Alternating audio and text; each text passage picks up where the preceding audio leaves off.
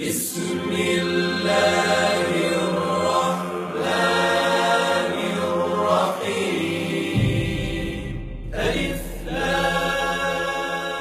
লাম র, এগুলো হচ্ছে একটি সুস্পষ্ট গ্রন্থের আয়াত। নিঃসন্দেহে আমি একে আরবি কোরআন হিসেবে নাজিল করেছি যেন তোমরা তা অনুধাবন করতে পারো। হে নবী, আমি তোমাকে এ কোরআনের মাধ্যমে একটি সুন্দর কাহিনী শোনাতে যাচ্ছি যা আমি তোমার কাছে ওহী হিসেবে পাঠিয়েছি, অথচ তার আগ পর্যন্ত তুমি এ কাহিনী সম্পর্কে ছিলে সম্পূর্ণ বেখবর লোকদেরই একজন। এটা হচ্ছে সে সময়ের কথা যখন ইউসুফ তার পিতাকে বলল, হে আমার পিতা, আমি স্বপ্নে দেখেছি 11টা তারা, চাঁদ ও সূরজকে আমি এদের আমার প্রতি সাজদাবনত অবস্থায় দেখেছি। একথা শুনে তার পিতা বলল, হে আমার স্নেহের পুত্র, তুমি তোমার এই স্বপ্নের কথা কিন্তু তোমার ভাইদের কাছে বলে দিও না। তারা তোমার বিরুদ্ধে ষড়যন্ত্র আঁটতে শুরু করবে, কেননা শয়তান মানুষের খোলাখুলি দুশমন।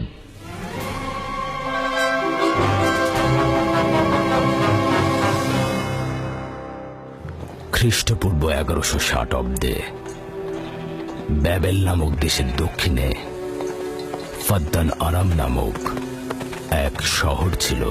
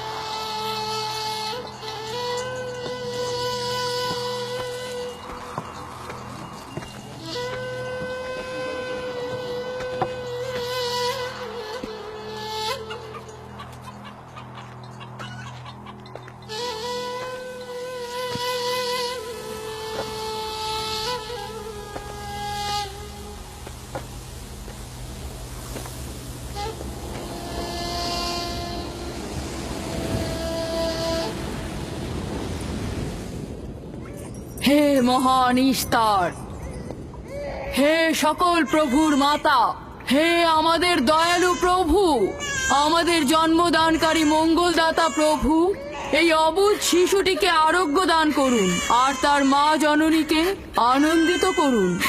এই অবুঝ শিশুর মাতা প্রতিজ্ঞা করেছে প্রভু, তোমার দরবারে সে মূল্যবান হাদিয়া প্রদান করবে।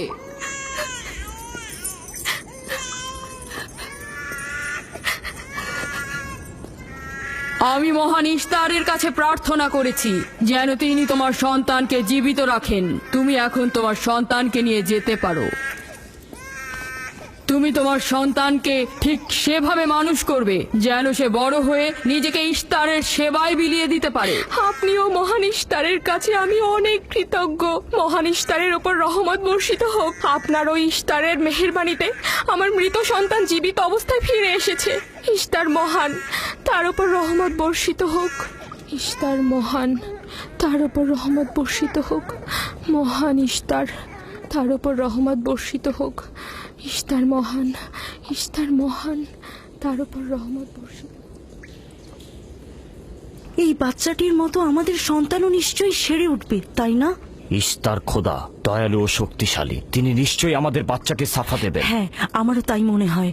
চলো যাই। তোমাদের এ কি হলো? তোমরা তো নিজেরাই ফেরেশতার সেজদা পেয়েছো, আর এখন কিনা নিজেরাই নিজেদের সেজদা করছো।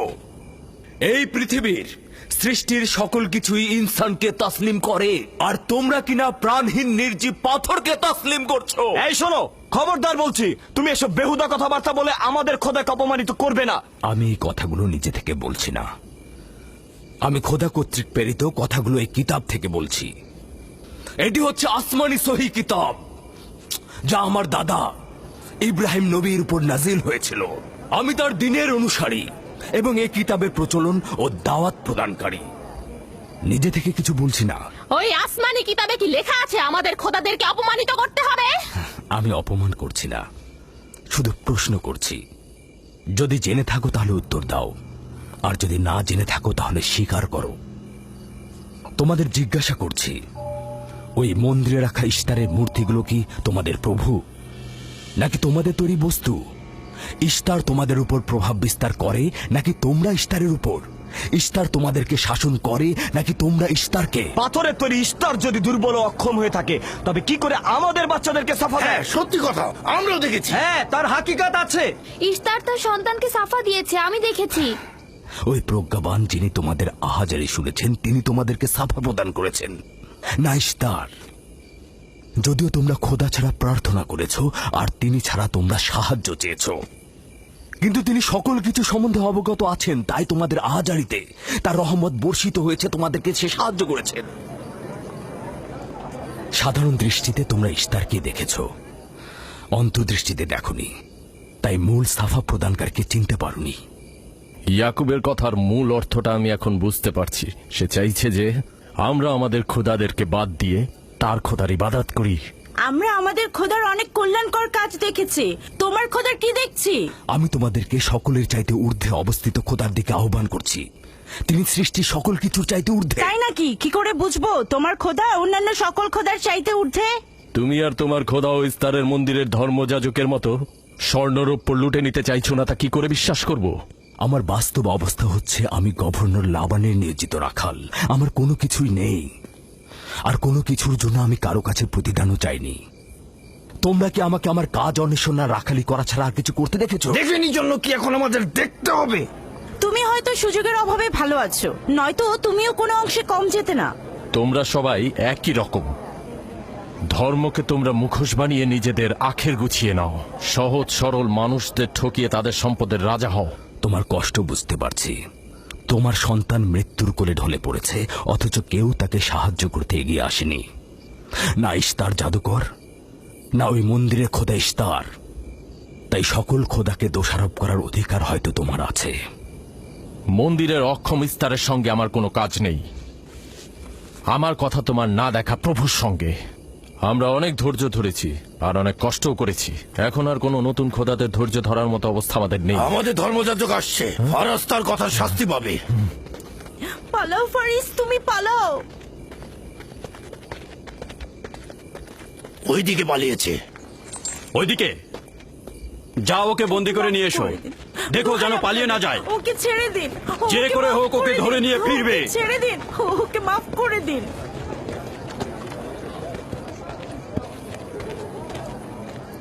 যদি শুধুমাত্র গভর্নরের জামাতা না হতে, তাহলে আমি জানি তোমাকে কিভাবে শায়েস্তা করতে হয়। মন্দিরের কোনো প্রতিনিধির সাথে আমার কোনো কাজ নেই। তোমরা সবাই চলে যাও। ইয়াকুবের কুফরি কথায় তোমরা কেউ কান দেবে না, আর কেউ বিশ্বাস করবে না। তোমরা কি কেউ দেখছো না? হ্যাঁ, এই ইয়াকুব তার কুফরি কথাবার্তার কারণে ফাদ্দানে দুর্ভিক্ষ নিয়ে আসছে। আমাদের ধর্মযাজক ঠিক কথাটাই বলেছেন। ইশতারের অভিশাপে বালা মুসিবত আসার পূর্বেই চলো চলো আমরা এখান থেকে চলে যাই।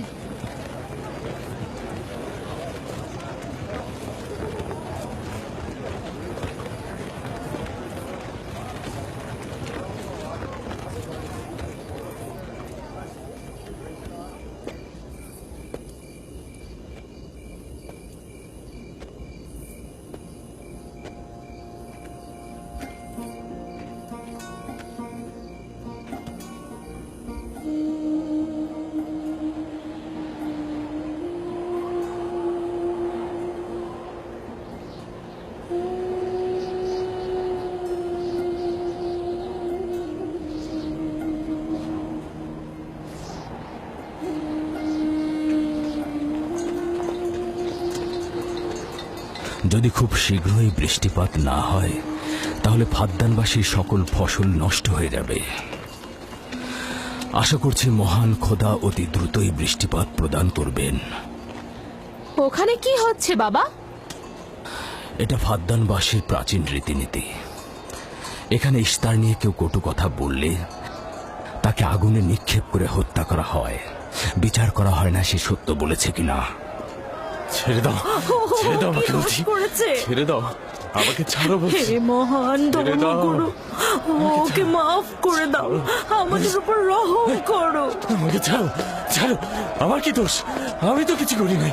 আমি কি বলেছি তোমাদের? আমাকে আমাকে এভাবে বেঁধে নিয়ে যাচ্ছ? আমাকে ছাড়ো। শোনো, তুমি এখানে ভেড়ার পালগুলো দেখে রাখো, আমি একটু আসছি। ছাড়ো, ছাড়ো, ছাড়ো আমাকে। এই, ছেড়ে দাও, ছেড়ে দাও, ছেড়ে দাও।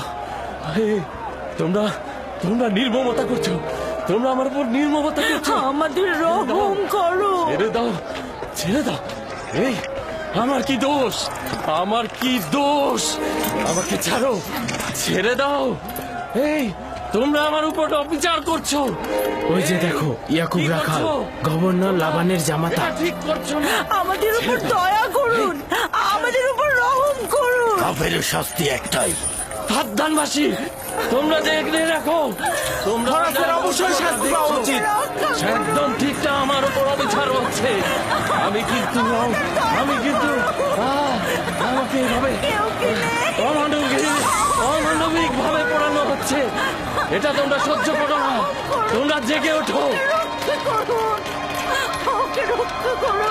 আমাকে বাঁচাও, বাঁচাও ফাদ্দানবাসী, আমাকে বাঁচাও ফাদ্দানবাসী। আমি বলছি, আমি কোনো অন্যায় করিনি। অভিযুক্ত ফারাজ ইস্তারের শত্রু ও পাথর দিয়ে ইস্তারকে আক্রমণ করতে চেয়েছে এবং আমাদের খোদাকে অসমর্থ ও নালায়েক বলে আখ্যায়িত করেছে। ফাদ্দান শহরের প্রাচীন রীতিনীতি অনুযায়ী যে আমাদের খোদা ইস্তারকে অবমাননা করবে তাকে অবশ্যই আগুনে নিক্ষেপ করে হত্যা করা হবে। ফাদ্দানবাসী, তোমরা কি এরকম চুপ করে পাথরের মতো আমাকে দেখে যাবে? তোমরা কি কিছুই বলবে না? আমাকে এরকম অমানবিক ভাবে অত্যাচার করে পোড়াতে যাচ্ছে এই লোকজন। তোমরা কি কিছুই বলবে না? তোমরা কি নিশ্চুপ হয়ে সারা জীবন দেখে যাবে? ফাদ্দানবাসী, দয়া করুন। রক্ষা করো আমাকে, কেউ তো এগো। একদিন আমার মতো তোমাদের কেউ এভাবে পুড়িয়ে ফেলবে ওরা। তোমরা চুপ করে থেকো না, তোমরা এভাবে আমাকে মেরো না। আমার প্রাণ ভিক্ষা দাও, আমাকে এভাবে মেরো না। বেহুদা কান্নাকাটি করো না, হয়তো রক্তের মূল্য পরিশোধ করো, নয়তো আগুনে পুড়বার জন্য প্রস্তুত হও। তাকে আগুনে ফেলো না। এভাবে পুড়িয়ে মেরো না, করো। আমাকে প্রাণ ভিক্ষা দাও। ওকে ছেড়ে দাও। হে ফাদ্দানের জনগণ, আমাকে মেরো না। আমাদের রহম আমি একটা কথা জানতে চাই, তার রক্তের মূল্য কত? মূল্য কি তুমি পরিশোধ করবে? না, ও নিজেই তো ইস্তারের শত্রু।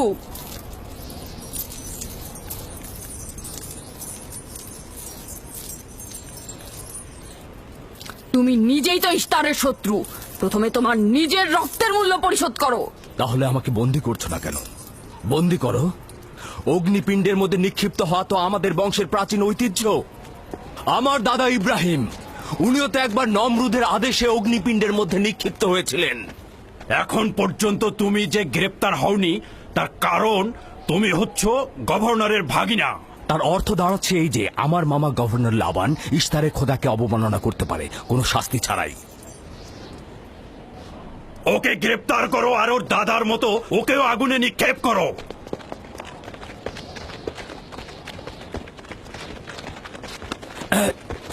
ছেড়ে দাও, আমার প্রশ্নের উত্তর দাও। ছেড়ে দাও আমাকে। এই, এখানে কি হচ্ছে এসব?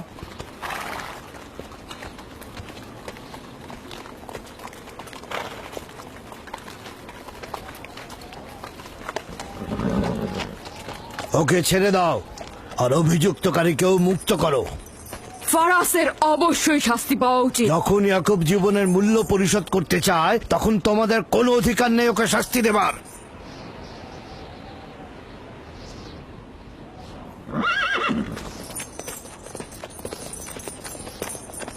তাকে মুক্ত করে দিন।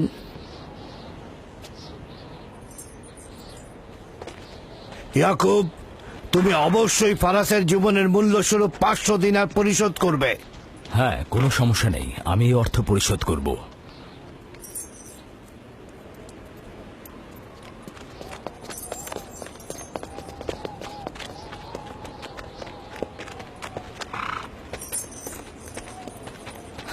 খোদা তাআলা আমার দয়ালু মামাকে হেফাজত করুক। ইয়াকুব, আমি তোমাকে কতক্ষণ এরকম বিপদ থেকে বাঁচাতে চোখে চোখে রাখবো?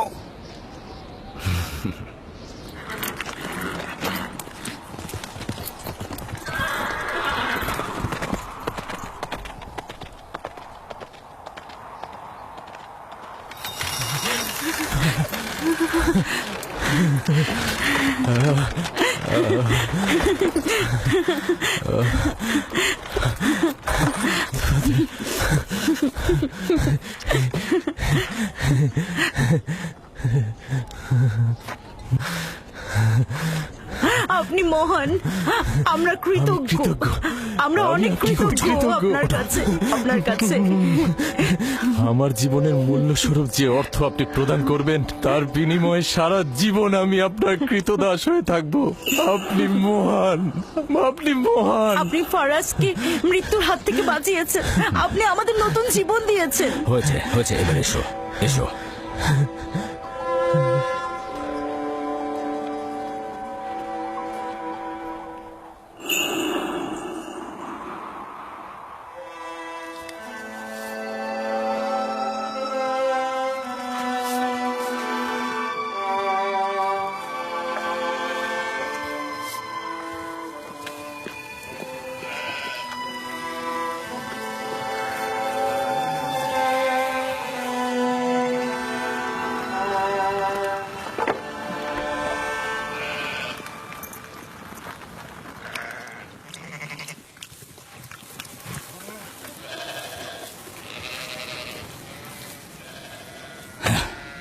লোকটি আসলেই খুব ভালো, আসার পর থেকে শুধু কাজই করে যাচ্ছে।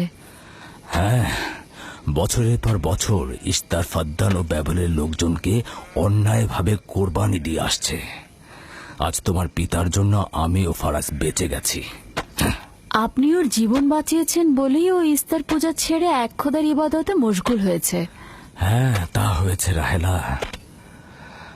আসলে যখন সে মৃত্যুর হাত থেকে রক্ষা পেয়েছে তখনই এক খোদায় বিশ্বাস এনেছে। আমাদের মুসাফির কখন পৌঁছবে? খুব শীঘ্রই হে খোদার নবী, বেশি দিন বাকি নেই। বছরের পর বছর তোমার সন্তানের প্রতীক্ষায় রয়েছি। যদি খোদা চায় তো খুব শীঘ্রই এই প্রতীক্ষার অবসান ঘটবে।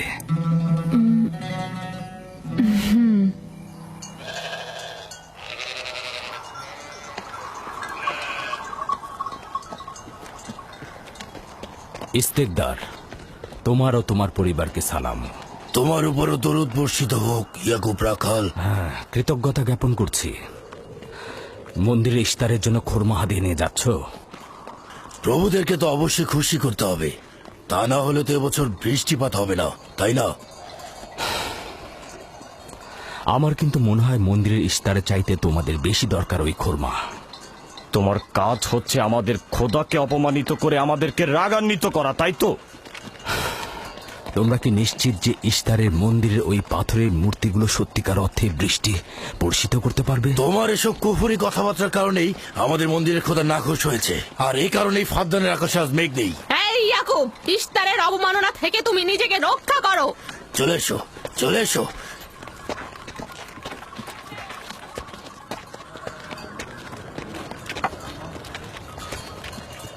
এটা তোমাদের কেমন বিবেচনা? তোমরা শক্তিশালী ও দয়ালু এক খোদাকে রেখে নির্জীব পাথরের উপাসনা করছো।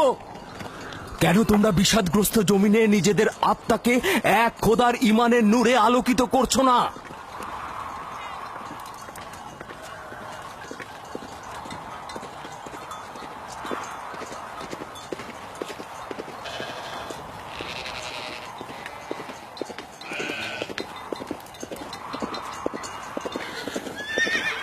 হে মহান ইস্তার ইলাহি, তোমার ফলপ্রসূ এই মন্দিরখানা তোমার শত্রুদের রক্ত দ্বারা পবিত্র করব। শুষ্ক মৌসুমকে এই অঞ্চল থেকে দূর করে দাও, তোমার রহমতের বৃষ্টি বর্ষণ করো। হে মহান ইস্তার ইলাহি, তোমার এই ফলপ্রসূ মন্দিরকে তোমার শত্রুদের রক্ত দ্বারা পবিত্র করব। হে মহান ইস্তার ইলাহি, এই অঞ্চলের শুষ্ক মৌসুমকে তুমি দূর করে আলী দাও। জনাব। তোমার রহমতের বৃষ্টি বর্ষণ করো। হে ইয়াকুব আবারও মহান মন্দিরের ইস্তার বিপক্ষে ইলাহি, দাঁড়িয়েছে। আমাদের খোদাকে তোমার অবজ্ঞা করেছে। রহমতের বৃষ্টি বর্ষণ করো। হে ইশতেকদারের সাথে মন্দিরে ঢোকার সময় কথা বলেছে। তোমার আমিও দূর রহমতের থেকে বৃষ্টি দেখেছি। বর্ষণ করো। হে মহান ইস্তার ইলাহি, তোমার ইয়াকুব হাত গুটিয়ে বসে থাকবে না। ধ্বংস করো, তোমার দুশমনদের ধ্বংস করো, আর ফারদানের জনগণের উপর রহমতের বৃষ্টি বর্ষণ করো।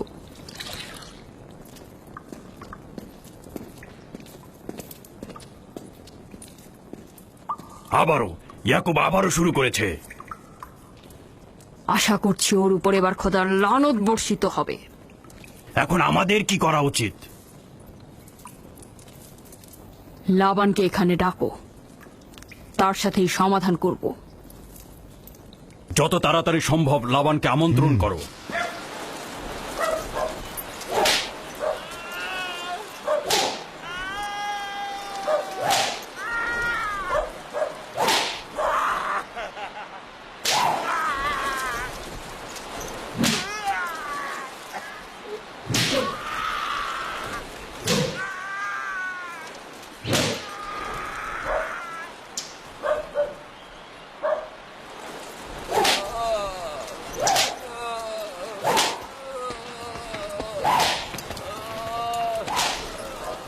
জনাবে আলী, ইস্তার মন্দিরের মহান ধর্মগুরু আপনাকে সাক্ষাতের জন্য আমন্ত্রণ জানিয়েছেন। গুরুত্বপূর্ণ কিছু? হ্যাঁ জনাবে আলী। হ্যাঁ, এবার বন্ধ করো।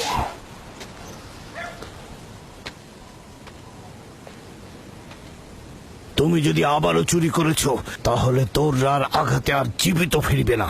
আমি কথা দিচ্ছি এমন ভুল আর কখনো হবে না। ছেড়ে দাও একে। এসো।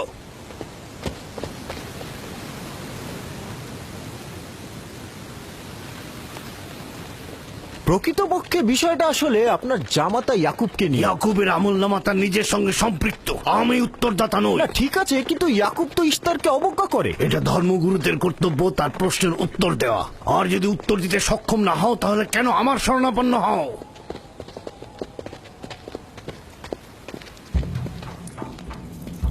খোদার চাইতেও বড় খোদা মহান ইস্তার রাগান্বিত হয়েছেন। আমি দুর্ভিক্ষ দেখতে পাচ্ছি, যা ফারদানের জনগণের জন্য শুষ্ক মৌসুম আর মৃত্যুর কারণ হতে যাচ্ছে। জনাবে আলী, আমি তার আপনি একটু মধ্যে অপেক্ষা করুন, আমি শোকার্ত ধর্মগুরুকে অবস্থা খবর দেখতে দিচ্ছি। মহান ইস্তারকে সে রাগান্বিত করেছে। এই অপমান ইস্তার সহ্য করতে পারছেন না। কেউ একজন ইস্তারকে খেপিয়ে তুলেছে। যে মহান খোদাকে অপমান করেছে সে দ্রুতই শাস্তি পাবে। মহান ইস্তার তার বলি চাচ্ছেন।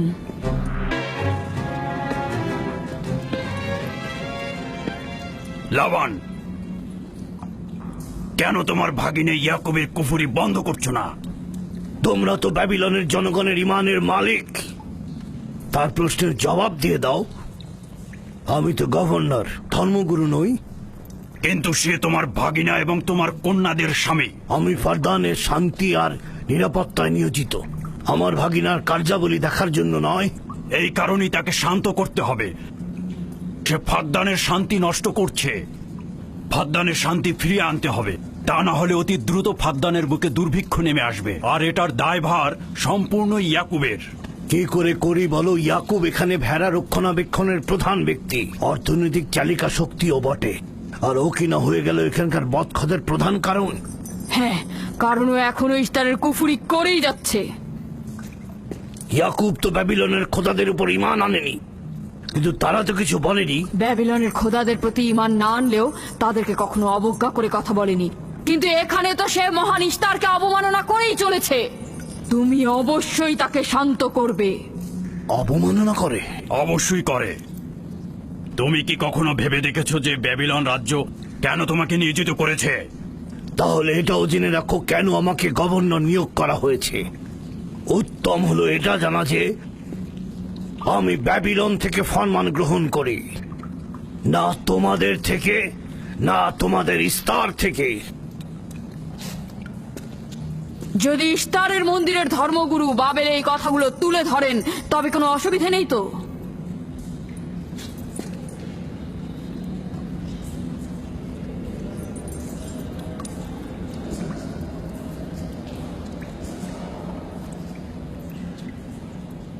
ঠিক আছে, আমি ইয়াকুবের সঙ্গে কথা বলছি। ইয়াকুবকে বলে দেবেন, আর কখনো যদি আমার পরিবারের সাথে ইস্তার নিয়ে কোনো কটু কথা বলে তাহলে তাকে আগুনে নিক্ষেপ করা হবে। কুকুরের ছানা তার বাবা মার কাছে ঘেউ ঘেউ শেখার আগে নেকড়ের কাছে ছিন্ন ভিন্ন হয়ে যায়। তোমার নিজের জবানের হেফাজত করো। এবারের মতো ক্ষমা করে দিচ্ছি, পরের বার কিন্তু করব না।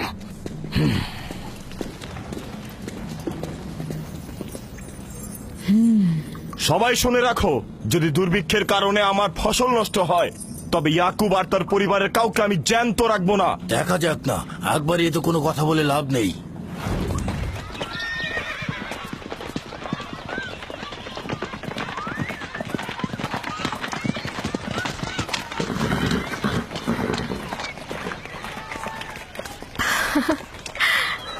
আব্বাজান এসেছেন।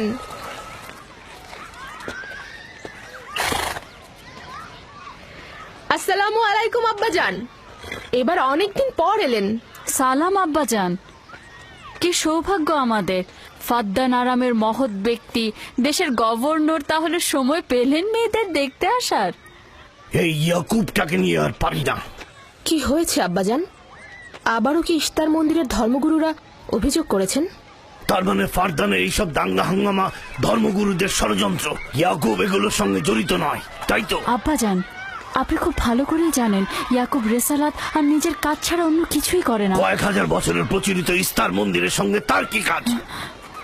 যদি সে এটাই চায় যে সে তার পিতামহের দিন প্রচার করবে, তাহলে সে আমাদের পরিবারের সঙ্গে করুক। কিন্তু মানুষের বিশ্বাসকে কেন অবমাননা করছে? আমার মনে হয় আব্বা আপনি ভুল করছেন। সে অবমাননা করছে না, সত্য প্রচার করছে। আব্বাজান, কিছু মনে করবেন না। ইয়াকুব আসলে এক খোদার প্রতিনিধি হয়ে তার নিয়ম কানুন সম্পর্কে জনগণকে সচেতন করে তুলছেন, যেটা তার কর্তব্য বলে মনে করছেন। যেরকম আপনার কর্তব্য ফাদ্দানের জনগণের নিরাপত্তা প্রদান করা। তোমরা তার মতো কঠোর ও বেপরোয়া হয়েছো।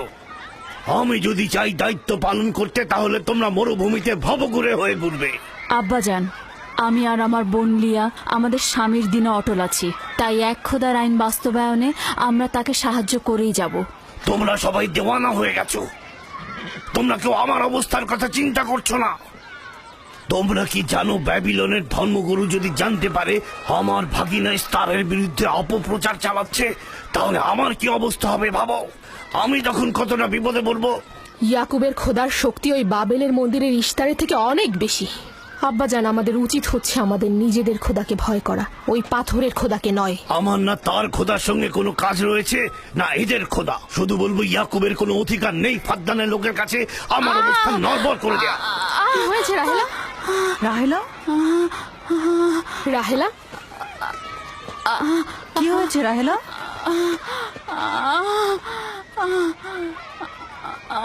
রাহেলা, রাহেলা, কি হলো তোমার? এমন করছো কেন? আলহামদুলিল্লাহ, মনে হয় সময় হয়ে গেছে। যাও, ধাত্রীকে খবর পাঠাও। আচ্ছা আচ্ছা, যাও। চলো আমরা সবাই মিলে ওকে ঘরে নিয়ে যাই। হ্যাঁ চলো চলো, চলো ঘরে নিয়ে যাই ওকে। আস্তে আস্তে পলাশ, বলুন জনাব। যাও তুমি মরুভূমিতে যাও, ইয়াকুবকে বলো এখনই যেন চলে আসে। খুবই দ্রুত যাও। জি আচ্ছা। আমার ঘোড়াটা নিয়ে যাও।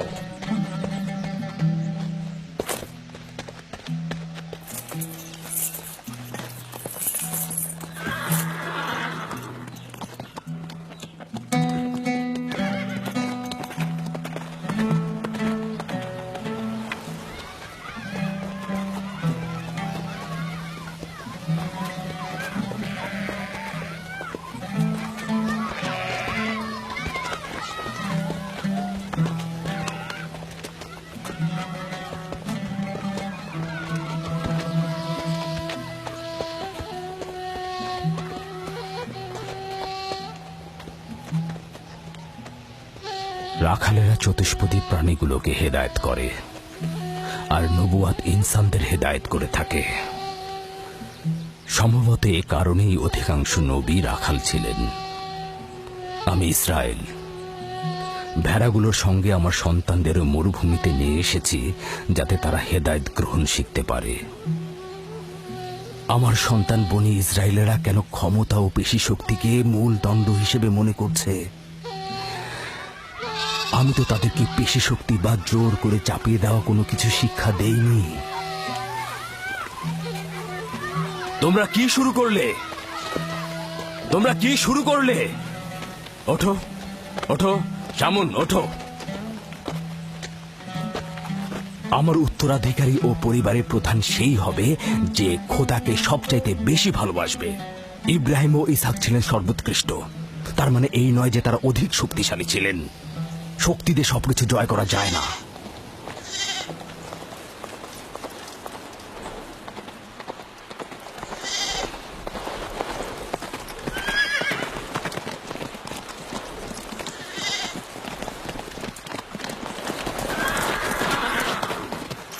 কি হয়েছে ফারাজ?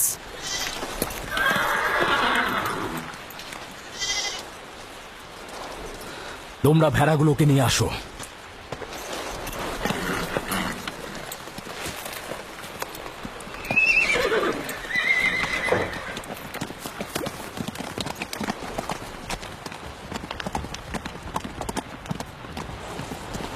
কিছু কি হয়েছে? আব্বাজান কোথায় গেলেন? কিছুই না, ভেড়াগুলোকে একত্রিত করো, আমরা ফিরে যাব।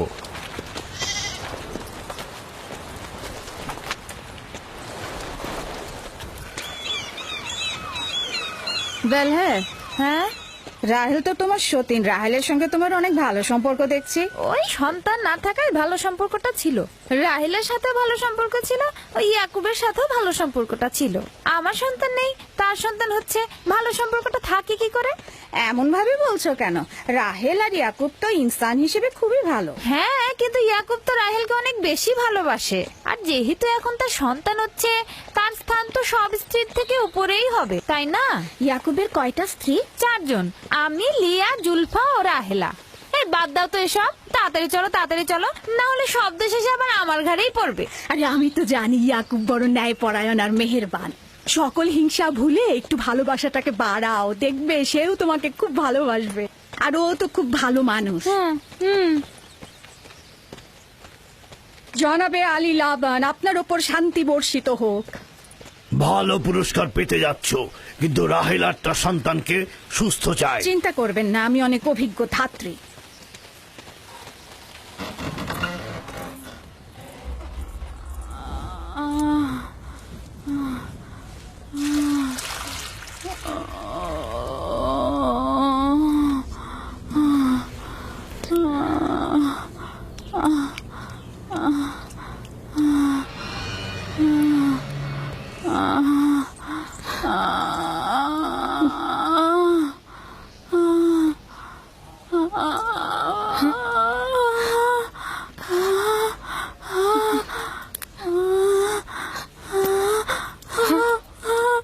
চিন্তা করো না, সব ঠিক হয়ে যাবে, খোদা মহান।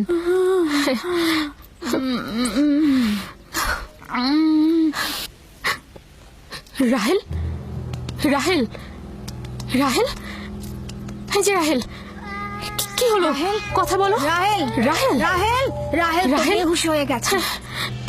রাহেল, রাহেল চোখ খোলো, রাহেল কথা বলো, রাহেল, রাহেল, এই যে রাহেল। রাহেলা, হ্যাঁ, এমন তো নয় তার উপর ইস্তারের খোদা রাগ পড়েছে।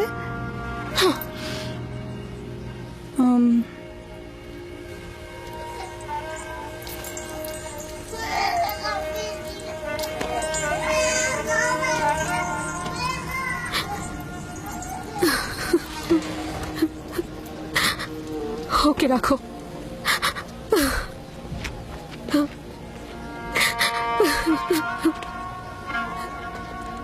তোমরা তোমার খালার জন্য দোয়া করো, তোমাদের দোয়া খুব তাড়াতাড়ি কবুল হবে।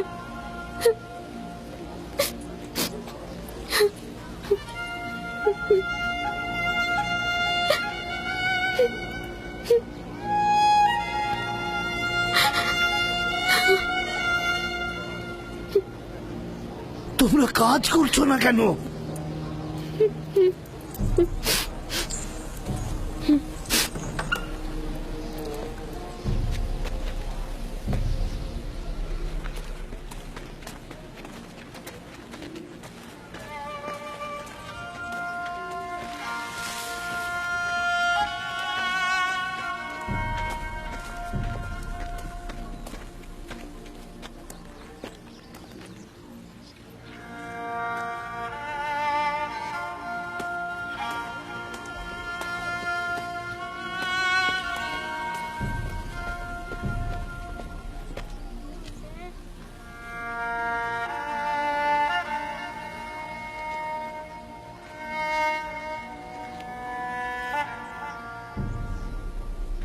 কেউ একজন ইস্তারকে রাগান্বিত করেছে।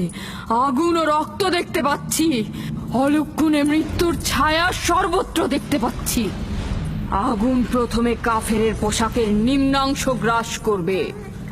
যারা ইস্তারকে অবমাননা করেছে অতি দ্রুতই তাদের ধ্বংস আসন্ন। হ্যাঁ, ইস্তার তাকে ক্ষমা করবে না, অতি দ্রুতই সে তার শাস্তি পাবে। আমার মনে হয় ওরা ইস্তারের অভিশাপের ফল ভোগ করছে। ইয়াকুব তো সব সময় ইস্তারকে অবজ্ঞা করে কথা বলে। হ্যাঁ, ইস্তার বলেছিল কুফরিকারী কাফের তার রোশানল থেকে রক্ষা পাবে না। ইয়াকুব তো ইস্তার আর তার খোদাকে নিয়ে কত বেহুদা কথা বলেছে, মনে হচ্ছে তারই ফল ভোগ করছে।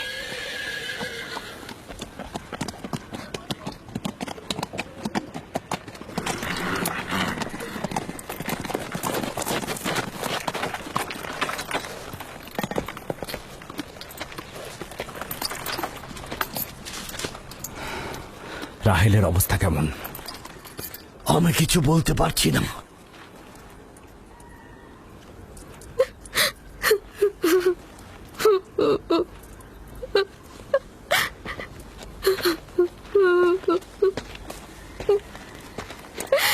কিছু একটা করুন, রাহেলের অবস্থা খুবই খারাপ। শান্ত হও, খোদার উপর ভরসা রাখো। তিনি যেমন চাইবেন তেমনই হবে, ভরসা রাখো। মানুষজন সব বলা বলি করছে, ইস্তারের অভিশাপে আমরা এই বিপদে পড়েছি।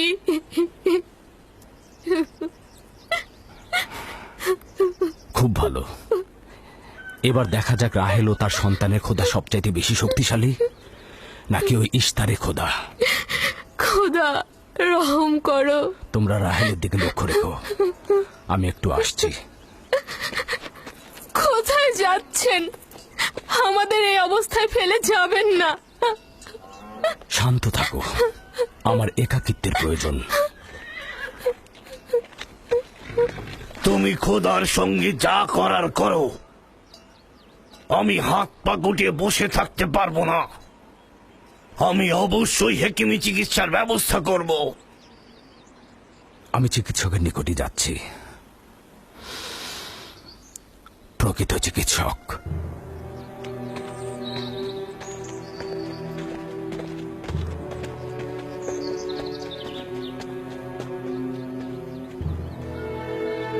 সে যেমন ফাদ্দানের লোকেদের বিপদের কারণ হয়েছে, তদ্রুপ আমার কন্যাদেরও বিপদের কারণ হয়েছে। জানি না ওর সঙ্গে কি করব।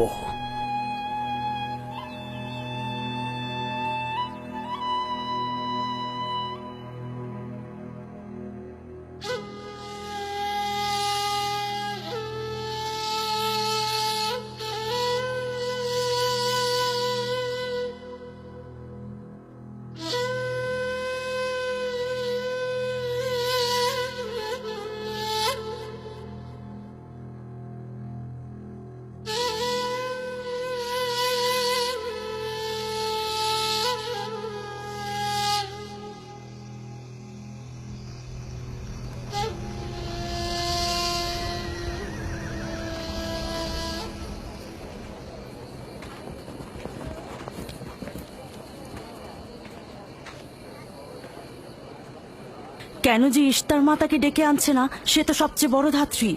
হ্যাঁ, তারা বলছি। জনাব লাবান, ইস্তারের কাছে লোক পাঠান। ধাত্রী হিসেবে সে কিন্তু সবচাইতে ভালো।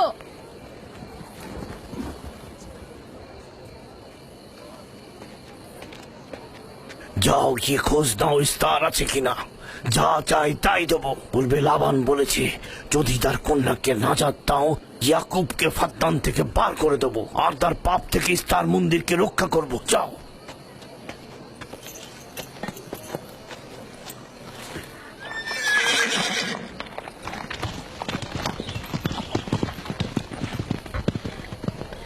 ইয়াকুব ইস্তারের খোদাকে অপমান করেছে। ইস্তারকে অবমাননা করার শাস্তি এইরকমই হয়। তোমাদের চেঁচামেচি বন্ধ করো।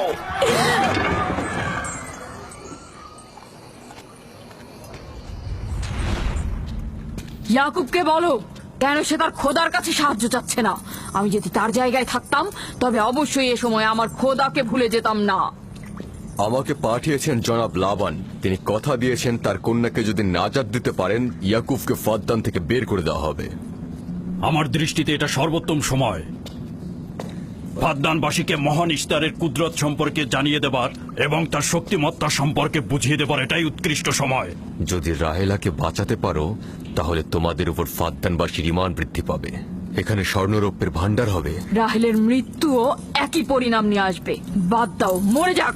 খুব ভালো, যাও এই কথাই গিয়ে বলো রাহেলের মৃত্যু ইস্তারের অভিশাপের ফল। একক খোদার ইবাদত করা এবং ইস্তারকে দেখেও না দেখার ভান করার এমনটাই ফল। যদি এমনটা হতো, রাহেল ও তার সন্তানের মৃত্যুর পর আকাশ থেকে বৃষ্টি বর্ষিত হচ্ছে,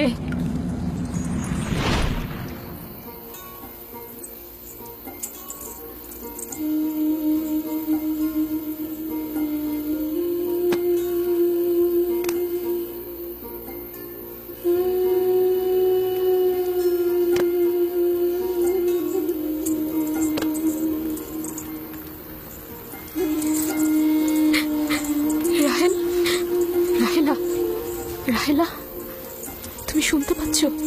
এই যে, রাহেল, কি করছো এসব? আরে ধোঁয়া দিয়ে জ্ঞান ফেরাতে হবে, তাহলে মা বাচ্চা মারা পড়বে। এই ধোঁয়া তাকে মেরে ফেলবে, সুস্থ করবে না।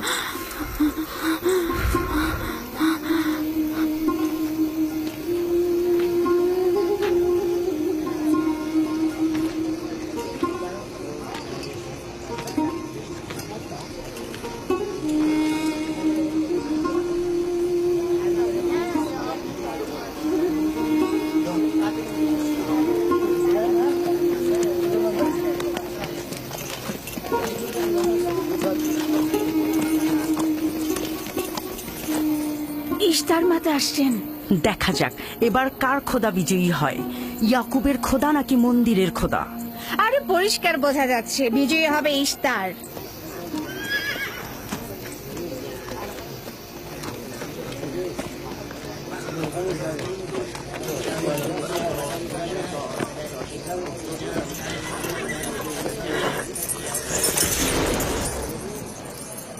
লাবান, আমার কথায় কষ্ট পেয়েছো তাই না? আর ইয়াকুব যে বলল তার খোদা সর্বশক্তিমান, অধিক দয়ালু, তবে তার খোদা কেন এসে তাকে সাহায্য করছে না? রাহেলের জীবন এখন তোমার হাতে, তুমি তাকে সাহায্য করো। আমি কখনোই ভাবিনি যে ইয়াকুব এত দ্রুতই মহান ইস্তারের শরণাপন্ন হবে। কত অবাক করা বেহুদা ও কাল্পনিক মিথ্যা আর বাতিল চিন্তার মধ্যে মগ্ন আছো। এই বাতিল চিন্তার সত্যতা একটু পরেই তুমি উপলব্ধি করবে, যখন তোমার স্ত্রী সন্তান মৃত্যুর মুখে পতিত হবে। জীবন ও মৃত্যু সম্পূর্ণ খোদার হাতে, না ইস্তারের পাথরের মূর্তির হাতে। আমি ইস্তারকে এখানে আসতে বলেছি। রাহেলের অবস্থা খুবই খারাপ। রাহেলের নিজের খোদা ব্যতীত আর কারো খোদার প্রয়োজন নেই। তুমি বের হয়ে যাও, বের হও। ইয়াকুব, আমি এখানে দাঁড়িয়ে আছি। দাঁড়িয়ে আছো কেন? বের হয়ে যাও। তোমার স্ত্রী সন্তান ধ্বংস হবে। মহান ইস্তারের ক্রোধে তোমাদের ধ্বংস অনিবার্য। আমার সহধর্মিনী তোমার দয়ায় আসেনি যে তোমার বদ দয়ায় ধ্বংস হয়ে যাবে। তুমি বের হয়ে যাও। ফাদ্দানের জনগণ, এই লোক নিজের জন্য কোনো রহম নিয়ে আসেনি এবং সে তোমাদেরও কোনো রহম দিতে পারবে না। সে তোমাদের জন্য যেমন দুর্ভিক্ষ নিয়ে আসছে, তেমনি তার স্ত্রী পুত্রের জন্য মৃত্যু ডেকে নিয়ে আসছে। অতি দ্রুতই তোমরা ইস্তারের কুদরত দেখতে পাবে। তোমার কারণে আমার কন্যার জীবন যদি বিপন্ন হয়। হে পরওয়ারদিগার, তোমার আকাশ মেঘাচ্ছন্ন, কিন্তু ইয়াকুবের চোখ থেকে অঝরে ঝরছে। রাহেল 11 বছর ধরে একটি সন্তানের জন্য অপেক্ষায় প্রহর গুনছে। 11 বছর ধরে ফাদ্দানের নারীরা তাকে কত কটু কথা বলেছে, কিন্তু সে ধৈর্য হারায়নি। কতজন তাকে বন্ধা বাজা বলেছে, কেউ কেউ তাকে নিষ্ফলা ফলহীন বলে ডেকেছে।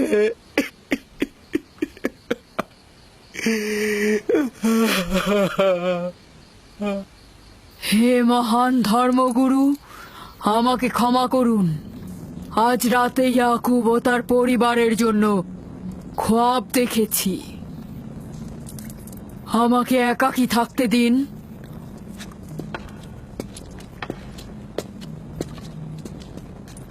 হে মহান খোদা, ইয়াকুব আর তার পরিবারের উপর আপনার অভিশাপ বর্ষিত করুন। তার অবশ্যই শাস্তি পাওয়া উচিত।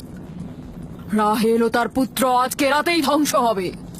হে মহান ইস্তার, ইয়াকুব ও তার পরিবারের উপর আপনার ক্রোধের আগুন নাজিল করুন, নাজিল করুন। আজকেই ইয়াকুব ও তার পরিবারকে নির্বংশ করে দিন হে মহান ইস্তার। আমার এই সকল চিন্তা শুধু রাহেল আর তার পুত্রের জন্য নয়। আমার চিন্তা হচ্ছে এদের মৃত্যুর কারণে বহু ঈশ্বরবাদীরা খুশি হয়ে যাবে, নির্জীব পাথরে আরাধনা বেড়ে যাবে, এর বিরুদ্ধে আমার এতদিনের আন্দোলন সংগ্রাম ব্যর্থ হয়ে যাবে। কিছু একটা করুন, আমার স্ত্রী সন্তানকে নাজাত দিন। আর এটা দেখে যেন ফাদ্দানের অধিবাসীরা জেগে ওঠে। তাদের নাজাত দিলে ফাদ্দানের অধিবাসীরা জেগে উঠবে আর বহু ঈশ্বরবাদীদের বিরুদ্ধে এক ঈশ্বরবাদীর বিজয় হবে। হে মহান খোদা, আপনি মালিক, আপনি আমাকে সাহায্য করুন, সাহায্য করুন।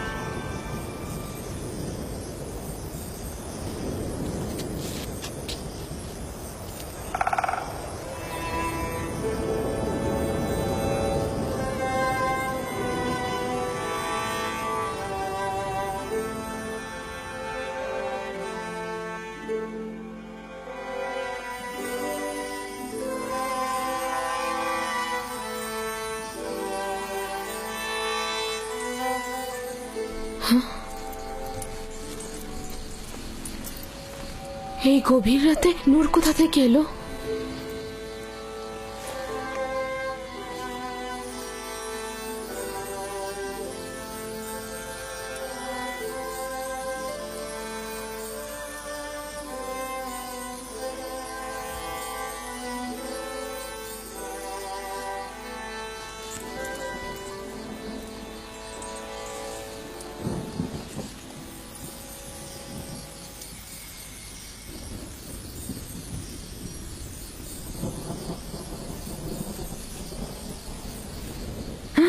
রাহেলের হুঁশ ফিরেছে।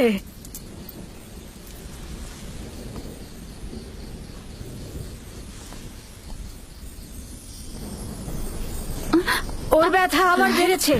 রাহেল, রাহেল, রাহেল।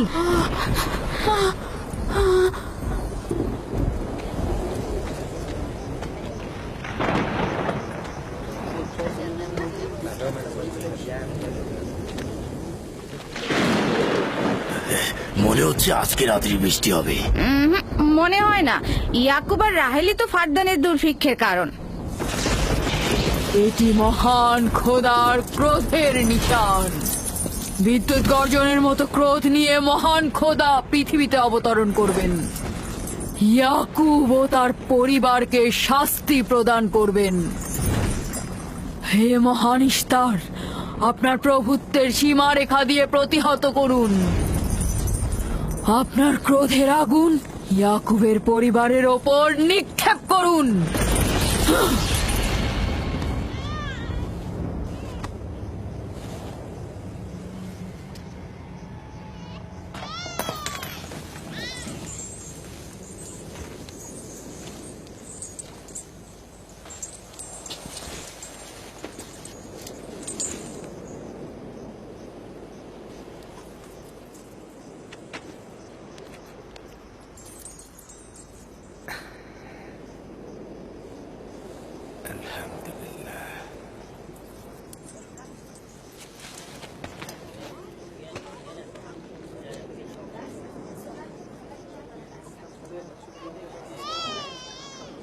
তার মানে রাহেলের সন্তান সুস্থভাবেই পৃথিবীতে জন্মালো।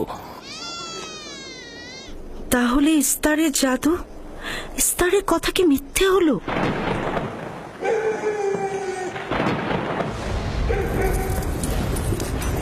ফাদ্দানের জনগণ আপনার কুদরতে আজিম আর জাদুকর ইস্তারের জাদু দেখুক।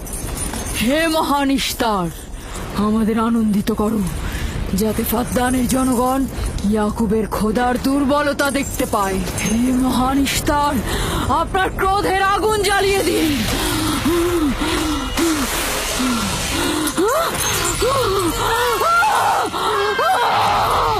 আগুন, আগুন,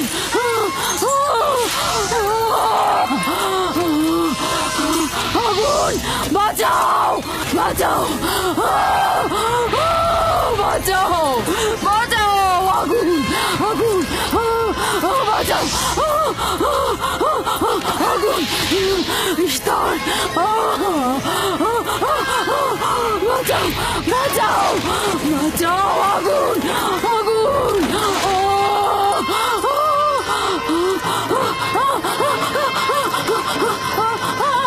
আগুন, আগুন, আগুন, আগুন, বাঁচাও, বাঁচাও, বাঁচাও,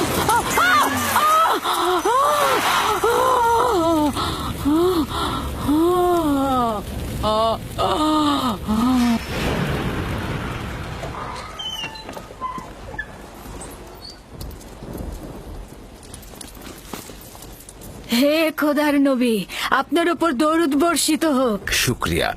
খোদা তাআলার রহমত সবার উপরে বর্ষিত হোক। মোবারক নতুন মানুষের আগমন। মোবারক হোক।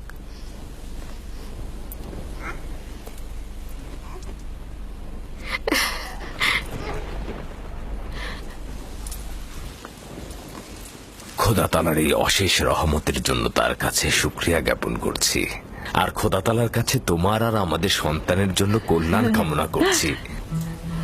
11 বছর ধরে তোমার অপেক্ষায় ছিলাম, এত দেরি করলে কেন? জানতে চাইলেন না আপনার সন্তান মেয়ে না ছেলে? ইউসুফ কি মেয়ের নাম নাকি ছেলের নাম? আপনি কি করে জানলেন? কে আপনাকে বলেছে? তিনি, যিনি কিছুক্ষণ আগে আমাকে এই আগমনের সুসংবাদটা দিয়েছেন।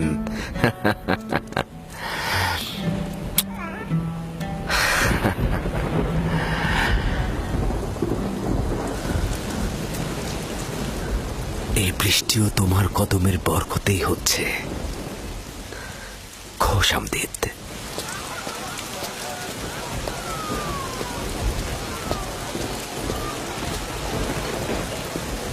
রাহেল ও তার সন্তান সুস্থই আছে। তাতে আমাদের কি? দেখো বৃষ্টি এসেছে, এটা ফাদ্দানের দুর্ভিক্ষকে তাড়িয়ে দেবে। এটা লক্ষ্য করছো না কেন? বৃষ্টি, ইয়াকুবের সন্তান রাহেল সবই একই যোগসূত্রে বাঁধা।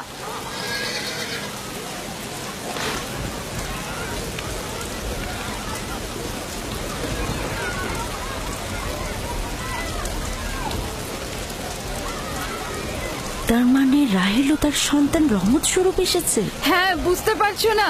এর জন্যই তো রহমতের বৃষ্টি হচ্ছে।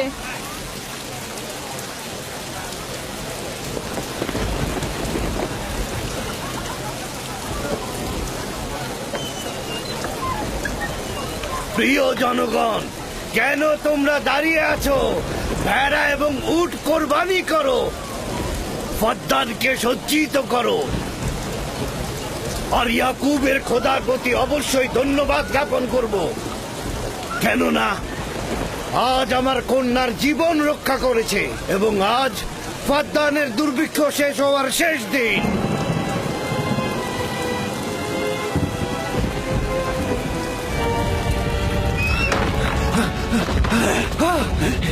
কি হলো? আগুন কিভাবে লাগলো? আগুন লেগেছে। স্টার, স্টার পড়ে যাচ্ছে। এ মহান স্টার, যাবেন না ওখানে, যাবেন না ওখানে, আগুন লেগে যাবে, আগুন লেগে যাবে। যাবেন না, ওখানে যাবেন না, পুড়ে যাবেন। তোমরা কে কোথায় আছো? আগুন লেগেছে, ইস্টার পুড়ে যাচ্ছে। ইস্তারের মন্দিরে আগুন লেগেছে। হায় হায়, আগুন লেগেছে। দেখুন দেখুন, জনাব আলী, ইস্তারের মন্দিরে আগুন লেগেছে, দেখুন। কি বললে? কি হয়েছে? ইস্তারের মন্দিরে আগুন লেগেছে, সব পুড়ে যাচ্ছে।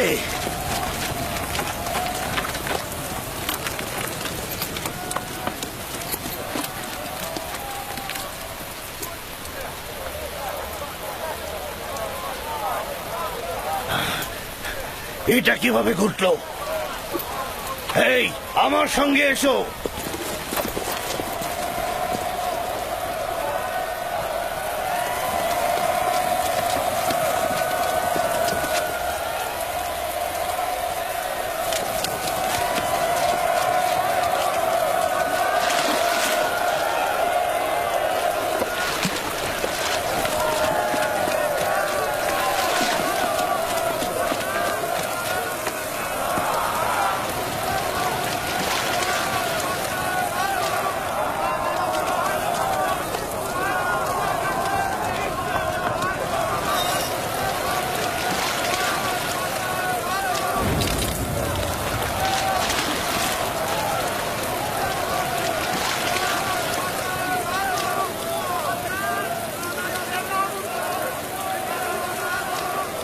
বৃষ্টিতে সবকিছু ধৌত করে আগুন নিভিয়ে দেয়, তাহলে মন্দিরের আগুন কেন নিচ্ছে না?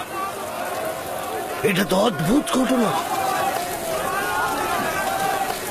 বাঁচাও, বাঁচাও, বাঁচাও, আগুন, পুড়ে গেলাম, পুড়ে গেলাম, বাঁচাও, বাঁচাও আমায়, বাঁচাও। বাঁচাও, আগুন, আমাকে বাঁচাও, আমাকে বাঁচাও।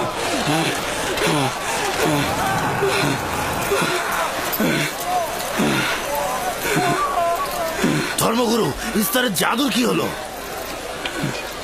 সে আগুনের ভিতর জ্বলছিল, আমি তাকে বাঁচাতে পারলাম না। জাদুকর আগুনে পড়েছে?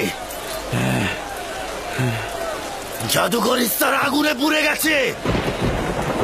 আমরা তো ভাবতেই পারছি না যে তিনি আগুনে পুড়ে মারা যাবে। তার জন্য কিছুই করা গেল না। তার মানে আগুন ধর্মগুরুর খোদাকেও পোড়াতে পারে। ভাই, এটা তো সহজ ব্যাপার, ও তো খোদা নয়, পূর্বেই তো। এই ছিল শক্তিশালী ইস্তার, যার ধর্মগুরুর আগুনে পড়লো অথচ সে কিছুই করতে পারলো না। দেখো, ইস্তার তো বলেছিল রাহেল ও তার সন্তান ধ্বংস হবে। এখন কি দেখা গেল? তারা তো নিজেরাই ধ্বংস হলো। জনাব লাবান, কোথায় যাচ্ছেন? ইয়াকুবের খোদার প্রতি ঈমান আনতে যাচ্ছি।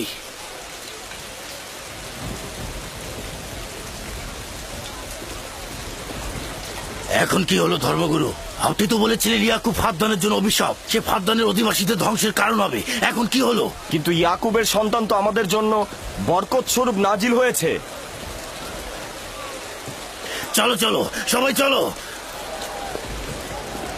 তোমরা সবাই কোথায় যাচ্ছ? মন্দির আগুনে পুড়ছে আর তোমরা সবাই চলে যাচ্ছ। ফিরে এসো, তোমরা ফিরে এসো। তোমরা যেও না, ফিরে এসো, ইস্তারের খোদা রাগান্বিত হবে। তোমরা ফিরে এসো, ইস্তারে খোদা নাজাত দেবে। এ আগুন থাকবে না, নিভে যাবে। ফিরে এসো, ধর্মগুরু আগুনে পুড়ছে, তোমরা তাকে ফেলে যেও না। তোমরা ফিরে এসো, ইস্তারে খোদা রাগান্বিত হবেন। তোমরা ফিরে এসো, আগুন নেভাও। আমি তোমাদের অনুরোধ করছি, তোমরা ফিরে এসো, ফিরে এসো।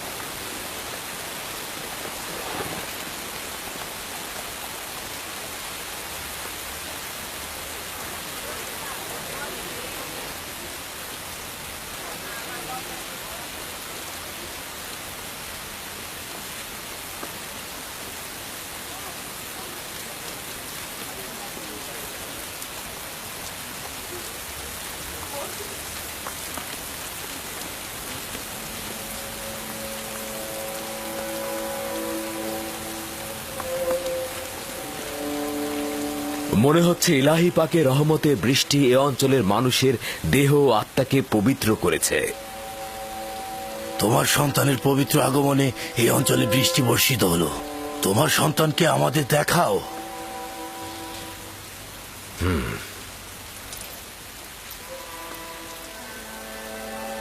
আমি অনিবার্যভাবে তোমার নবুয়াত স্বীকার করছি, কেননা পরিষ্কার ভাবেই দেখছি যে তোমার সন্তানের আগমনে ইস্তারের মন্দির ধ্বংস হয়ে গেছে, আমাদের দুর্ভিক্ষও চলে গেছে।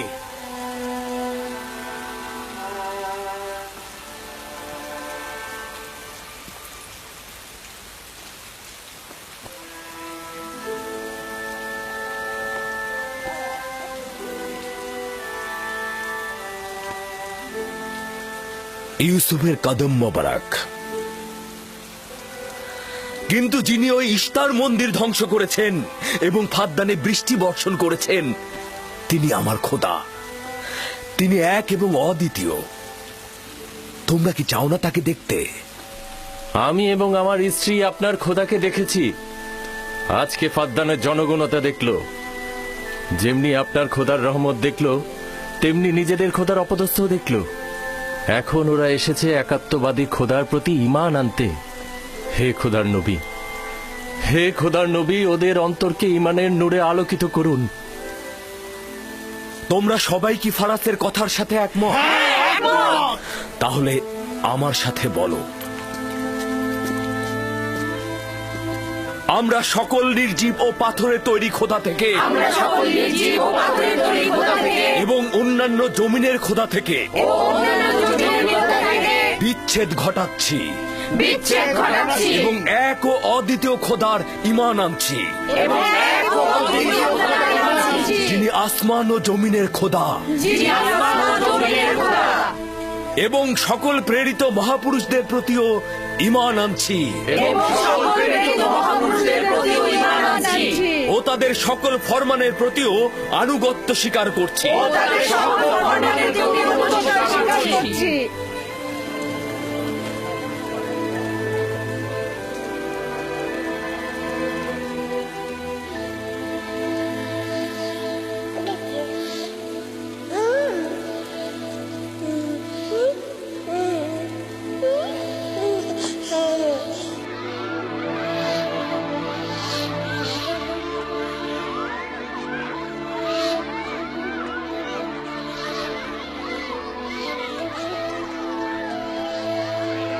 ইস্তার জিগুরাতের ওপর খোদার গজব নাজিল হওয়ার 5 বছর অতিক্রান্ত হল এবং এই 5 বছরে একাত্মবাদী খোদার নিয়ামক ফাদ্দানে বিস্তৃতি লাভ করল।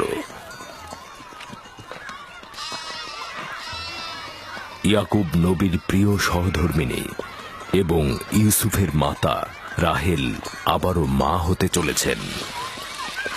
ইউসুফ, জি আম্মাজান। আজ তুমি তোমার পিতার সাথে মরুভূমিতে যাবে। ঠিক আছে আম্মাজান, আপনি যা বলবেন তাই হবে। এই যে নিন।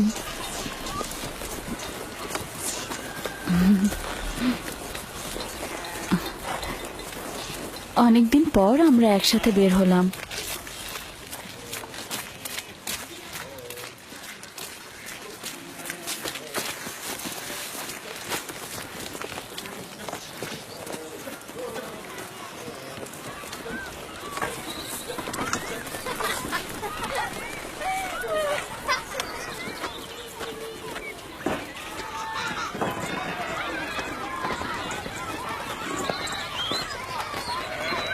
রাহেলের যখন সন্তান ছিল না তখনও সে ইয়াকুবের প্রিয়তম ছিল, আর এখন তো কথাই নেই। আমি আর জুলফা তো ইয়াকুব নবীর বিনোদন সঙ্গী হওয়ার যোগ্যতাই রাখি না। তোমার মা লিয়া তো পারে, তাকে নিয়ে যায় না কেন? সম্ভবত হাতে কাজ আছে, আর তিনি মরুভূমিতে বিনোদন করার মতন আগ্রহী নয়। সম্ভবত।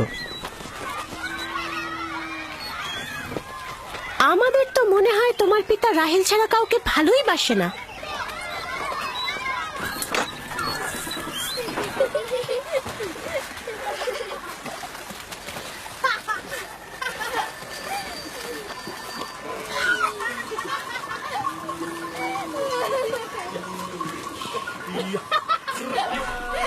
হুস হুস হুস হুস যা যা যা হুস হুস যা হুস হুস হুস হুস যা হুস যা। 15 বছর পূর্বে তোমার সাথে আমার প্রথম পরিচয় এই কূপের পাশে হয়েছিল।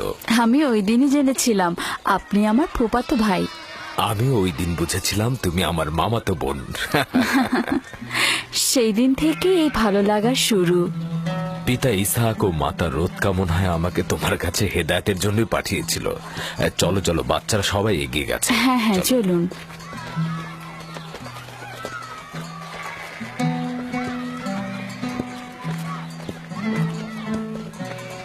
যখনই আমার পিতা বুঝতে পারলেন আপনি আমার অনুরক্ত, তখন তিনি মোহরানা বাবদ 7 বছর ভেড়ার রাখালি ঠিক করে দিলেন।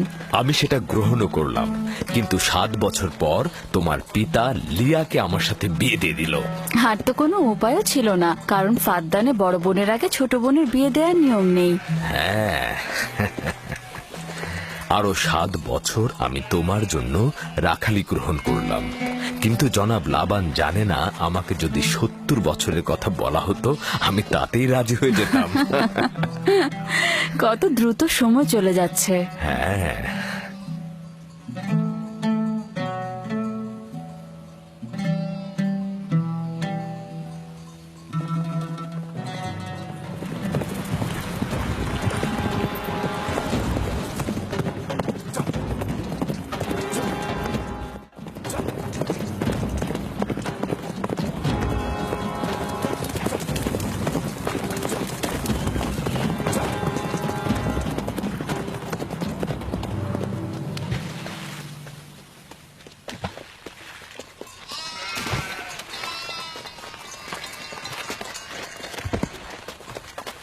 কেন জানি না আমার জন্মস্থান ক্যানানের কথা খুব মনে পড়ছে।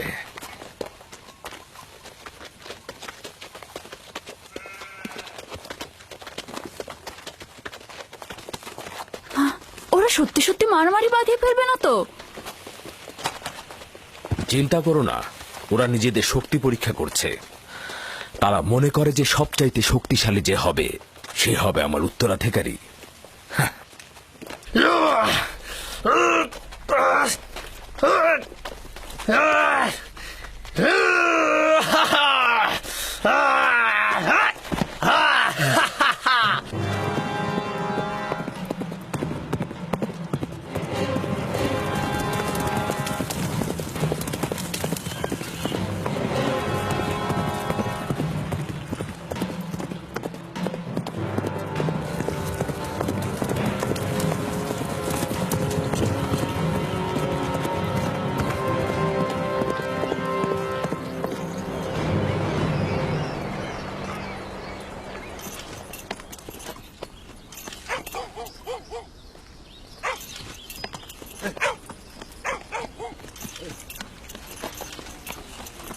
সালাম, ইয়াকুব নবীকে চেনেন?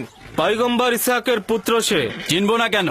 তিনি এবং তার সন্তান তো ফাদ্দানের কল্যাণের প্রতীক। আচ্ছা, এখন তাকে কোথায় পাওয়া যাবে? তার মামা এখানকার গভর্নর, তার কাছে যাও।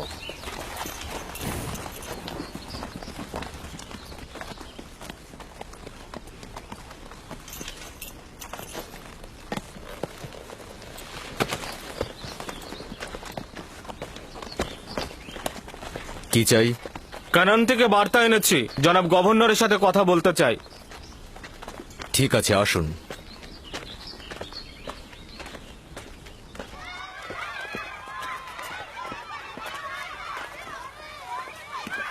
দিনে যা জি, এদিকে এসো তো আমার মা।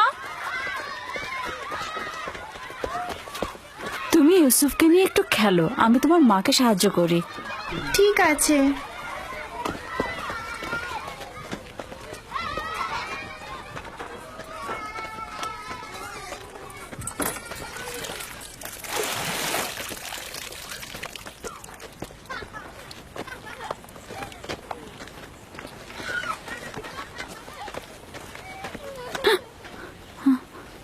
রাহেল, কোনো খবর আছে?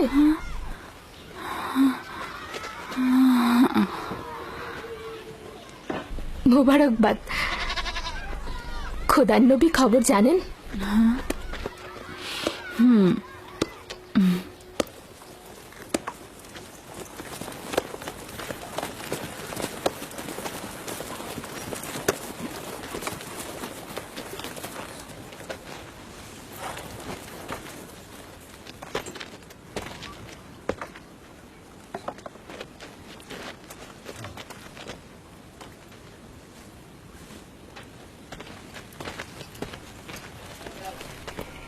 সালাম নানাজান। সালাম আব্বাজান, খোশামদেদ। সালাম, হঠাৎ করে আমাদের স্মরণ করলেন?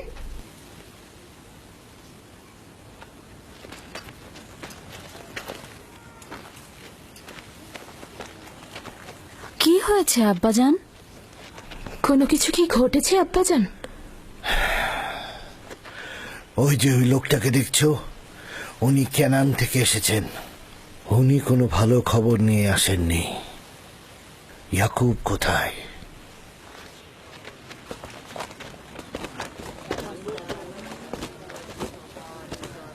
বাবা, আমার প্রিয় মামা লাবান, কি খবর? পথ ভুল করে আসেননি তো?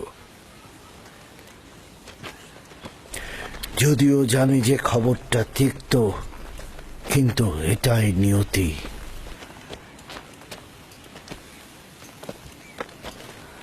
আসলে কি হয়েছে? তোমার পিতা ইসাক নবী অনন্তের পথে যাত্রা করেছেন।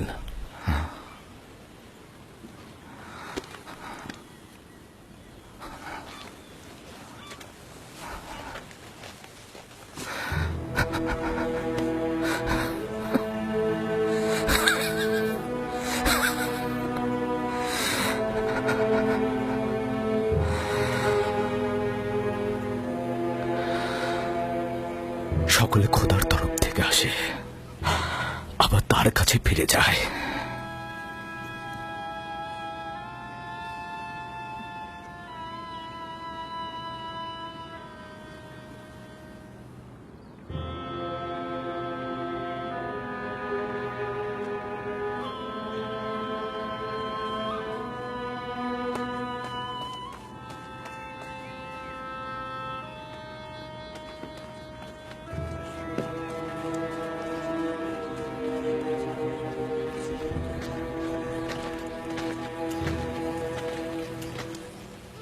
এখন কি সিদ্ধান্ত নিচ্ছ খোদার নবী? ইব্রাহিম নবীর পরে কানানের লোকজনের পয়গম্বরের দায়িত্ব আপনার উপরে পড়েছে, আর আপনার বোন ফাইকে বলেছে এই খবর আপনাকে পৌঁছে দিতে। তার মানে কি তুমি চলে যাবে? মৃত্যুর হাকিকাত অনিবার্য, যা সকলকে বরণ করতে হয়।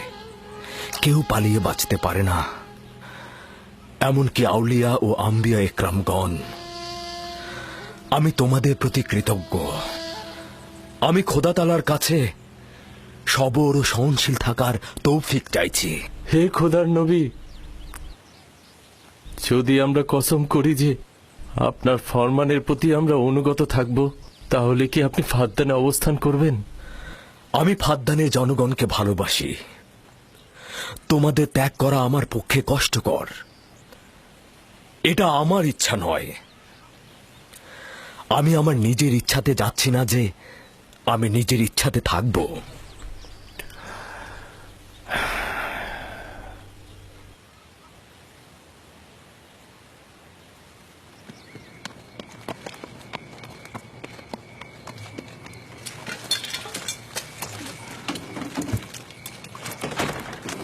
খোদা তাআলার ইচ্ছায় আগামীকাল আমরা ক্যানানের উদ্দেশ্যে যাত্রা করব। আমি প্রস্তুত। আমিও প্রস্তুত। আমি আর আমার স্ত্রী জিনিসপত্র গুছিয়ে নিয়েছি। তোমরা কোথায় যাচ্ছ?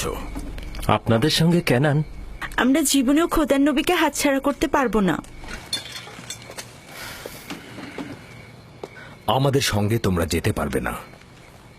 তোমরা ফাদ্দানে অবস্থান করো, সেটাই ভালো হবে। আমার এই ঘর বাড়ি সব থাকছে, তোমরা সেখানেই থাকবে।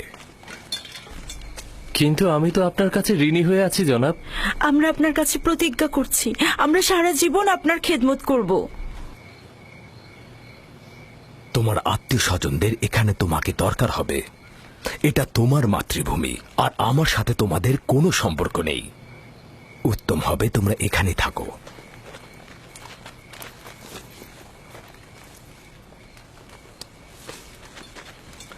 খোদা তাআলাকে অসংখ্য কৃতজ্ঞতা জ্ঞাপন করছি যে আমাদেরকে হেদায়েতের নূর দিয়েছেন। আমি তোমাদের হাসি, আনন্দ, দুঃখ, বেদনার বছরের পর বছর শরীক ছিলাম। তোমরা একদা নির্জীব পাথরের পূজারী ছিলে। খোদা তাআলা একত্ববাদের নূর তোমাদের কলবে ঢেলে দিয়েছেন। তোমরা সেই সকল নির্জীব পাথরগুলোকে দূরে নিক্ষেপ করেছ আর একাত্মবাদী খোদার দিকে ধাবিত হয়েছ। ঈমানের মর্যাদা ও ইলাহির দাওয়াতের মর্ম বুঝবে। এমন যেন না হয় কুফুরি আর জাহিলিপনাকে ঈমানের জায়গায় স্থান দিয়েছ, ইয়াকুব থাকুক আর না থাকুক। তোমাদের চিন্তাধারা আর কার্যকলাপের মধ্যে সব সময় এক খোদায় বিশ্বাস অটুট রাখবে। খোদা তোমাদের সহায় হোক।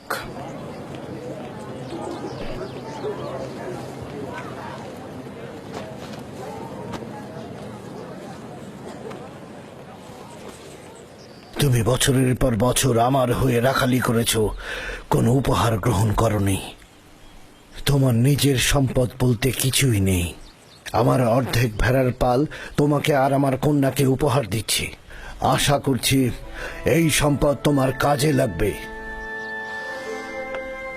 শুকরিয়া জ্ঞাপন করছি। খোদা আপনাকে অনেক বেশি কল্যাণ আর বরকত দান করুক। শুক্রিয়া আব্বাজান। শুক্রিয়া। সত্যি বলছেন আব্বাজান? এটা তো ইয়াকুবের হক। এটা বছরের পর বছর কষ্ট বহন করার উপযুক্ত মর্যাদা। খোদা হাফেজ ইয়াকুব নবী। খোদা হাফেজ। খোদা হাফেজ। আবার আসবেন। খোদা তোমাদের কল্যাণ করুক। খোদা তোমাদের সহায় হোক। খোদা তোমাদের রক্ষা করবে। আমাদের দেখতে আসবেন। ভালো থাকবেন ইয়াকুব নবী, আবার আসবেন।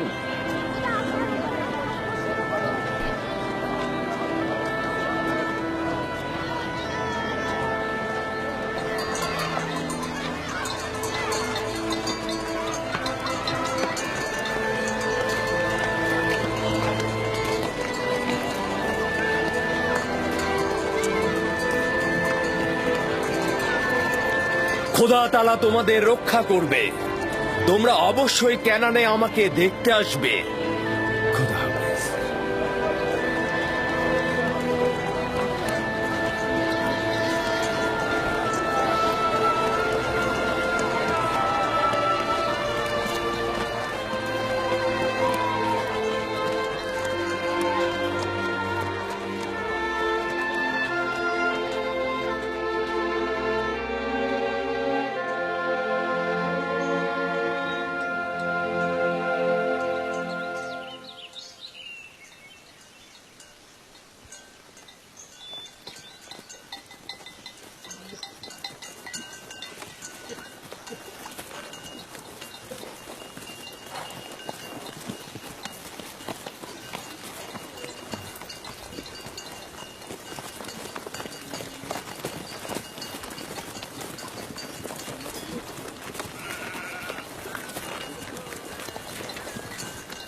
খালামণি, বেলহে আর জুলফা আমার আম্মাজানের প্রতি ঈর্ষান্বিত কেন? এটা তোমাকে কে বলেছে? সবাই তো বলছে।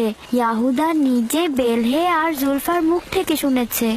ছোটদের এ ব্যাপারে হস্তক্ষেপ করা উচিত না, কিন্তু যেহেতু তুমি প্রশ্ন করেছো উত্তর দিচ্ছি। বেলহে প্রথমে তোমার আম্মাজান রাহেলের কানিজ ছিল।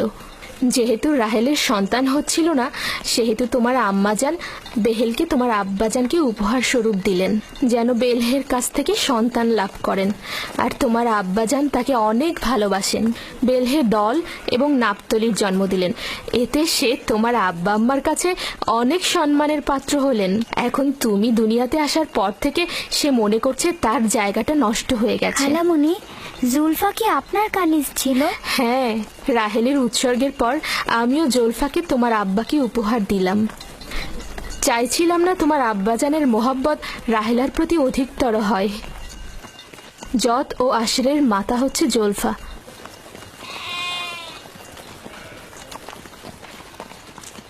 লাবি, শামুন, কেন শামুক গতিতে চলছো? ভেড়াগুলো সব ছড়িয়ে ছিটিয়ে গেছে, একত্রিত করো।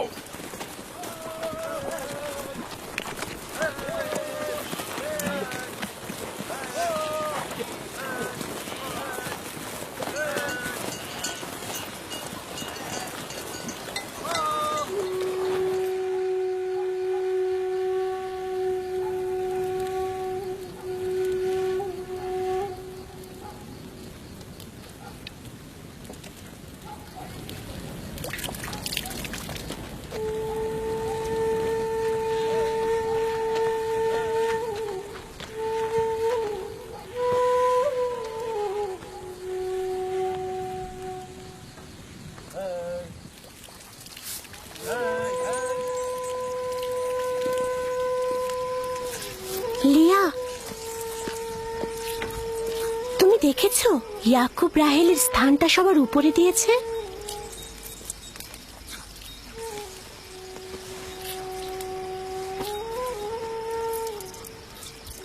আমার বোনের সাথে আমার কোনো ঈর্ষার সম্পর্ক নেই। যেহেতু তার সন্তান সংখ্যা আমার চেয়ে কম, ইয়াকুবের ভালোবাসাও তার প্রতি আমার চাইতে কম। তাহলে কেন ঈর্ষার কথা আসছে?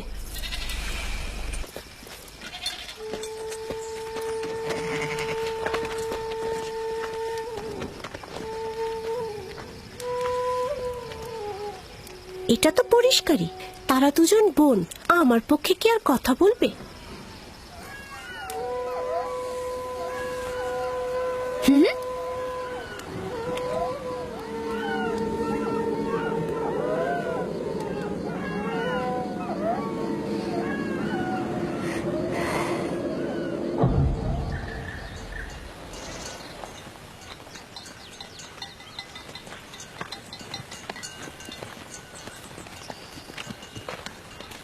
মনে হচ্ছে আমরা একটু বেশি ঘুরে যাচ্ছি।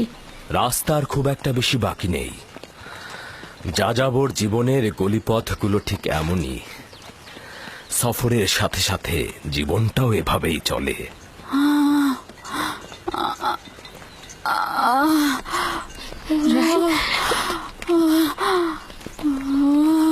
কেমন আর কত দূরে? আরো তো প্রায় 9 মাইল। আর একটু ধৈর্য ধরো। আমি আর পারছি না।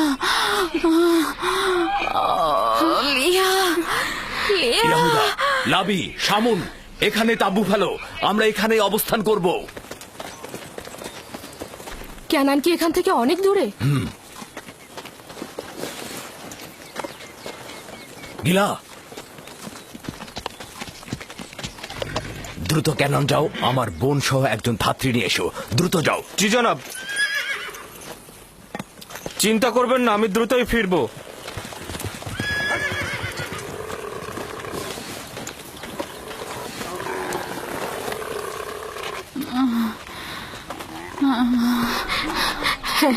সাবধানে নামো, সাবধানে। এই সাবধানে নামো, সাবধানে। এসো, এখানে এখানে বসো। আস্তে আস্তে যাও, বসো। আস্তে বসো এখানে। আগুন তৈরি করো, লিনের কাপড় নিয়ে আসো জুলফা। হ্যাঁ হ্যাঁ, আনছি। ধৈর্য ধরো, সব ঠিক হয়ে যাবে। কি হয়েছে আম্মাজান? আপনার কি অনেক খারাপ লাগছে? চিন্তা করো না, কিছুই হয়নি। দিনে ইউসুফকে নিয়ে যাও। চলো না, ও থাকুক। ধৈর্য ধারণ করো বোন আমার।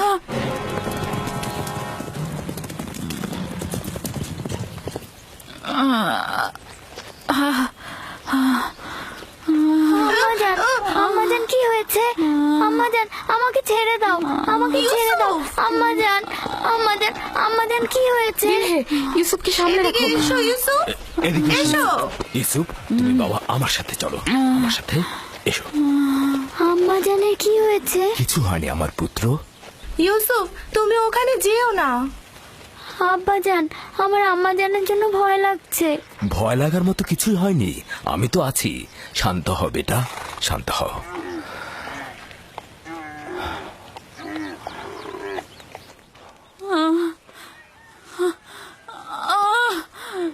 খোদা তাআলা তাকে রক্ষা করুক। তার পূর্বের বেদনা অনেক কষ্টদায়ক ছিল। আহারে কি অবস্থা! ইয়াকুবকে বলো দোয়া করতে।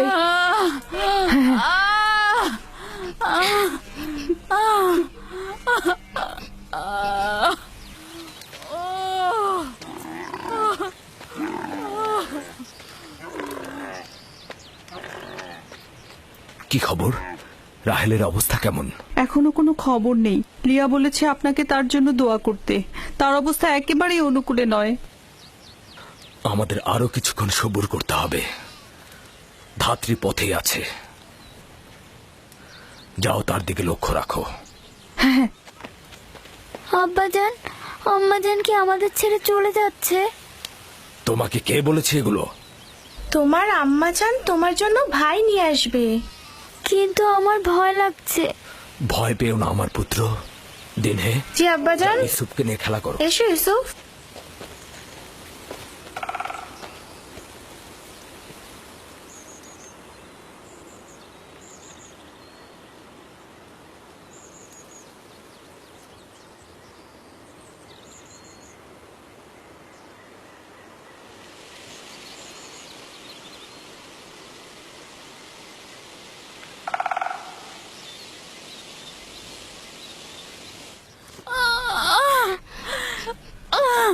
যদি রাহেলের পূর্বের মতো অবস্থা হয়, খোদা তাআলা তাকে রহমত দান করুন।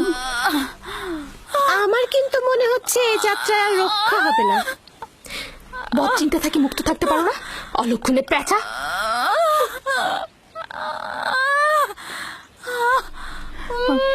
রাহেল, একটু ধৈর্য ধরো। রাহেল, একটু সবুর করো। ধাত্রী পথে আছে, কেন তো বেশি দূরে নয়।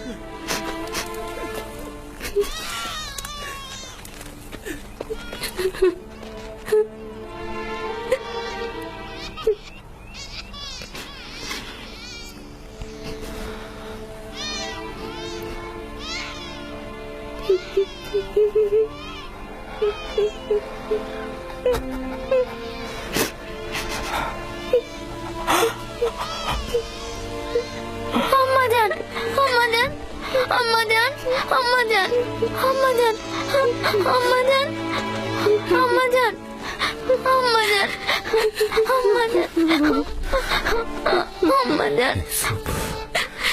আম্মাজান, আম্মাজান, আম্মাজান,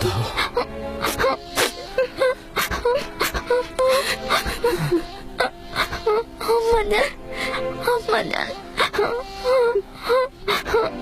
আম্মাজান, আম্মাজান, আমার সন্তানকে দেখে রাখবেন, আমার ইউসুফকে দেখে রাখবেন।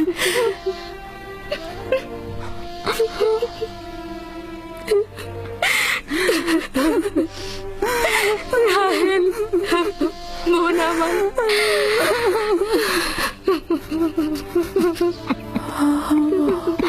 ওদেরকে কখনো অবহেলা করবেন না। মায়ের অভাব যেন ওরা বুঝতে না পারে, কথা দিন। আম্মাজান, আম্মা,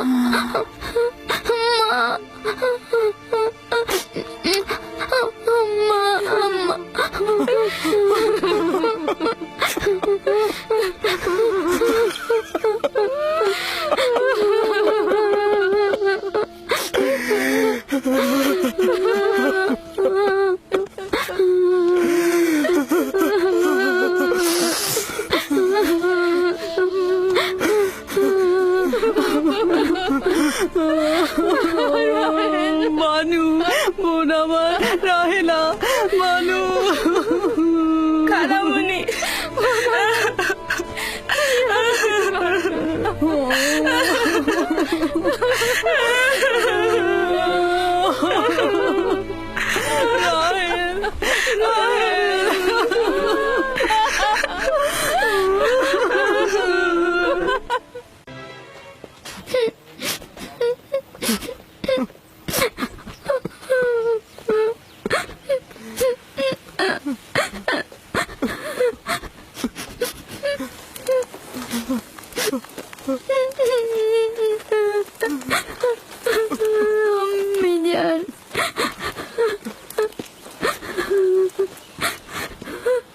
রাহেলের নামে ইঙ্গিত ছিল ও সকালে ইন্তেকাল করবে। হে পরওয়ারদিগার, রাহেলের বিচ্ছেদে আমাকে সবুর ধরা তৌফিক দাও।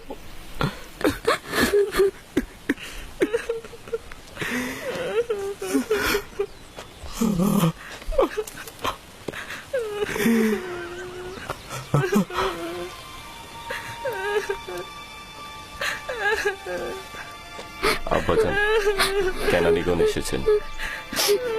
তাতে কি ফায়দা?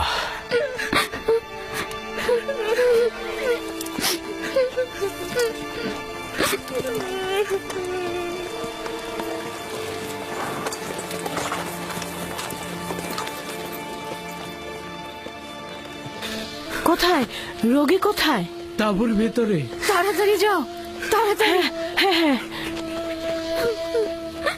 সালাম হে খোদার নবী। সালাম আমার বোন। অনেক দেরি করে ফেলেছ বোন। রাহেল আর নেই। সেই রাহেল ছিল।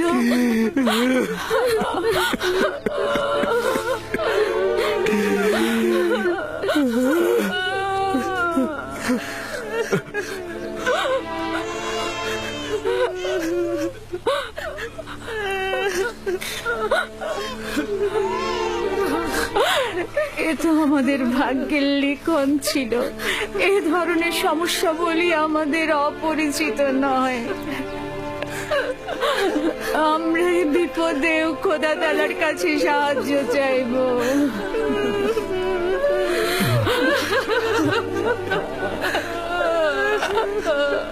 তুমি নিশ্চয়ই রাহেলার বোন লিয়া। তোমাকে কি বলে সান্ত্বনা জানাবো আমার সেই ভাষাটাও জানা নাই।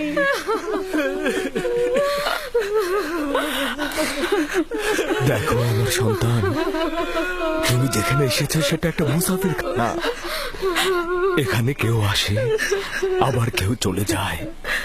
খোশামদের পুত্র, তোমার আগমন মোবারক হোক। ওর আগমন মোবারকময় নয়, মোবারকময় নয়। তাকে বেনুনি ডাকবে।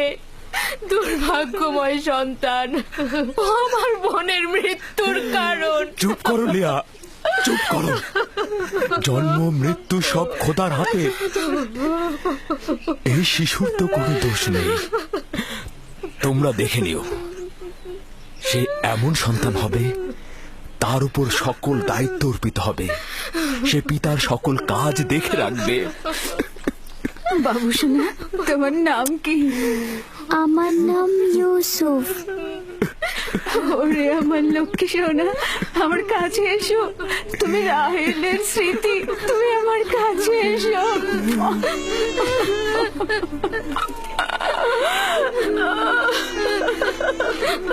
Amazon, Amazon, Amazon. আমাজান।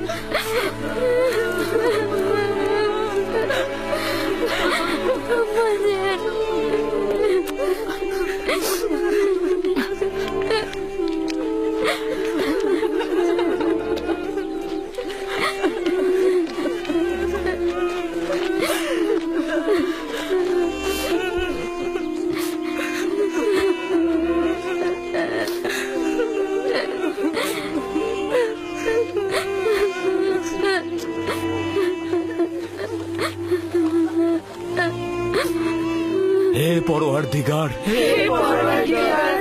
নিঃসঙ্গ রাহেলের আত্মার প্রতি রহমত বর্ষণ করো। আমিন।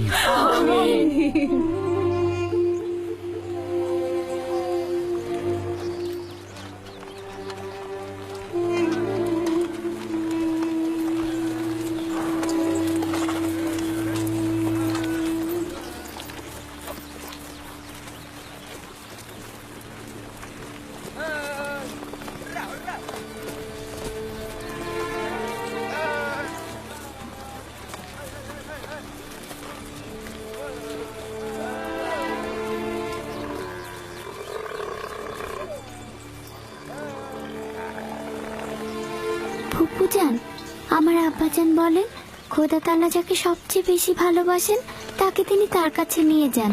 ও, তুমি জানো খোদা তাআলা তোমার আম্মাকে তার কাছে নিয়ে গেছেন? আমি জানি খোদা তাআলা তাকে বেহেশতে নিয়ে গেছেন, কিন্তু আমি তো তার বিচ্ছেদ সহ্য করতে পারছি না। শান্ত হও বাবা, এই দুরবস্থায় খোদা তাআলা তোমাদের সাহায্য করবেন। খোদা মেহেরবান। হায় কে ফুপু, বেহেশত কি এখানকার থেকে উত্তম? হ্যাঁ বাবা, উত্তম। তুমি তো তোমার বয়সের চাইতেও বেশি বুদ্ধিমান। খোদা তাআলা তোমার সহায় হবেন। এই এত ছোট বয়সে কোনো বাচ্চা এত বোঝে না। তুমি নিশ্চয়ই মহৎ ব্যক্তি হবে। আমি ইউসুফের সুন্দর ও নিষ্পাপ চেহারায় এবং তার সুন্দর বচন ভঙ্গিতে একজন মহৎ ব্যক্তির নিশানা দেখতে পাচ্ছি। সে তার সমবয়সীদের চাইতেও অনেক বেশি বুদ্ধি সম্পন্ন।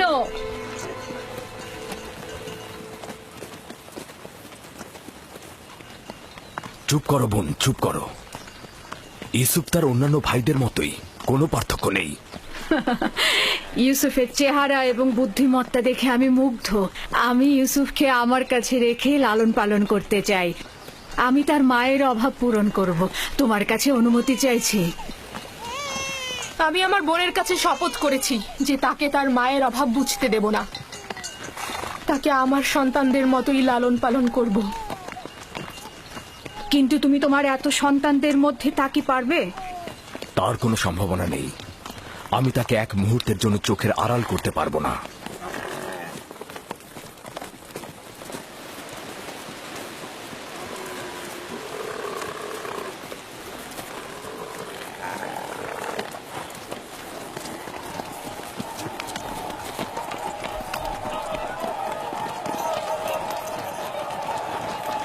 অবশেষে পৌঁছালাম। এটাই সেই শহর যেখানে আমার জীবনের শেষ দিন পর্যন্ত থাকতে হবে।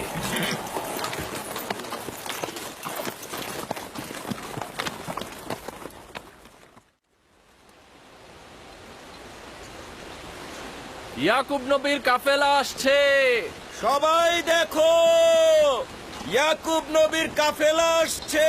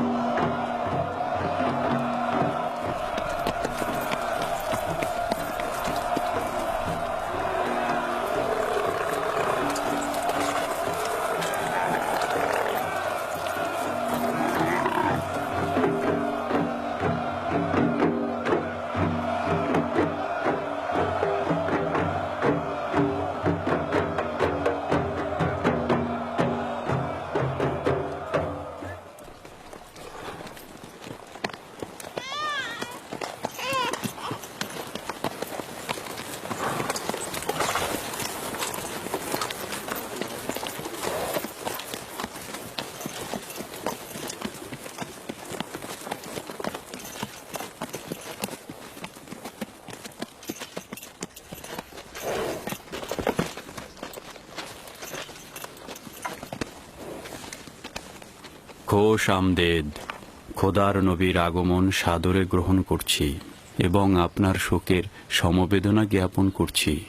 আপনার উপরে যে মুসিবত নেমে এসেছে, খোদা তাআলা আপনাকে ধৈর্য ধারণ করার তৌফিক দান করুক।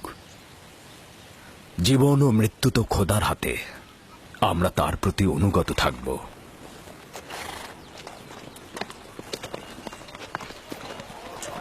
খোশ আমদেদ।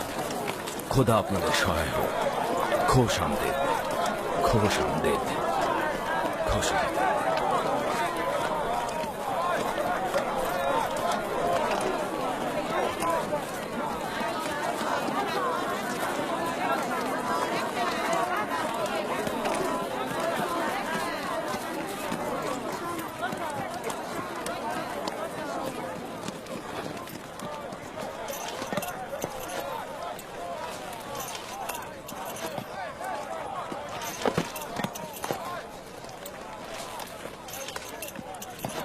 বোন আমার, আমাদের আব্বাজান ইসাক নবীর কবর কোথায় দেওয়া হয়েছে? তুমি সে জায়গাটা চেনো। আমাদের দাদা জান হজরত ইব্রাহিম ও তার সহধর্মিনী মাকফিনা আর আমাদের আম্মাজানের কবরও ওখানেই দেওয়া হয়েছে।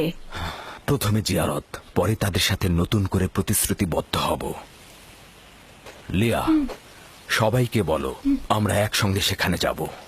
ইয়াহুদা, লাবি, বাসমে, তোমাকে যে আমানতটা রাখতে দিয়েছিলাম সেটা নিয়ে এসো। আমরা আব্বাজানের কবর জিয়ারত করতে যাচ্ছি। জি।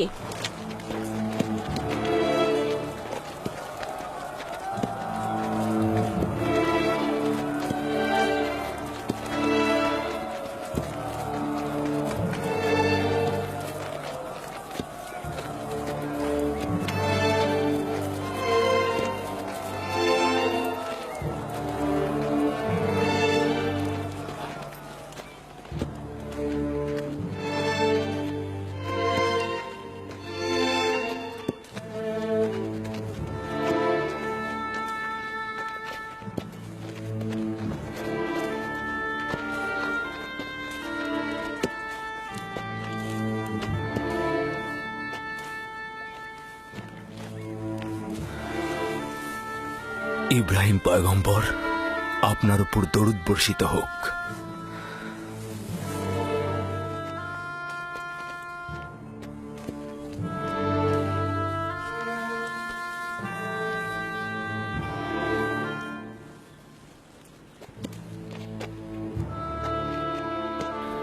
খোদা তাআলা ইসাক ও ইব্রাহিমের রূহকে শান্তি দান করুক। কেনানের অধিবাসীগণ তাদের ঈমানের হেদায়েতের জন্য তাদের কাছে ঋণী। মৃত্যুর সময় আব্বা খুব করে চাইছিল তোমাকে একবার দেখবে। সে তোমাকে তার পরের পয়গম্বর বলেছে। তোমাকে তার ওসিয়তনামায় আব্রিয়ানদের পরবর্তী পথ প্রদর্শক হিসেবে প্রতিশ্রুতি দিয়েছে। তার বিদেহী আত্মার মাগফিরাত কামনা করছি এবং সাহস সঞ্চার করছি। হে খোদা, আপনি আমাদেরকে এই কঠিন ধাপ পার হতে সাহায্য করুন।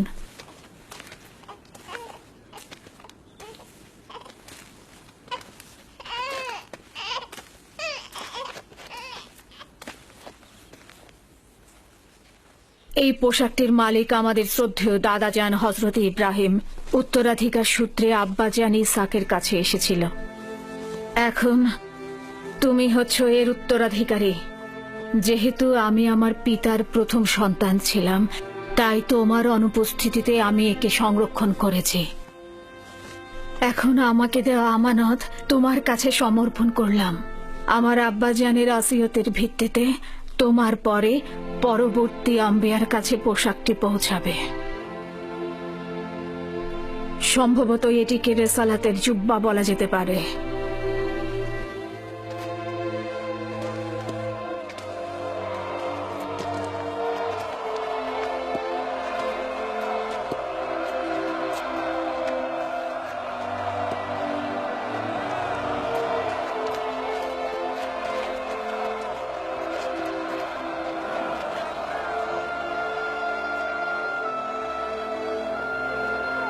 আমিও কেনানের অধিবাসীগণ তোমার কাছে বাইয়াত গ্রহণ করছি আর তোমার রেসালাতকে স্বীকৃতি দিচ্ছি।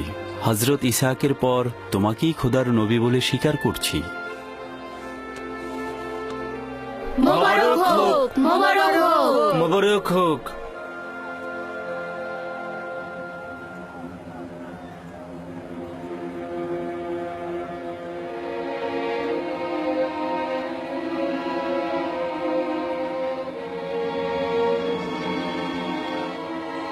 তুমিও কি এটাই ভাবছো যে আব্বাজানের পর এই জামা কার কাছে যাবে?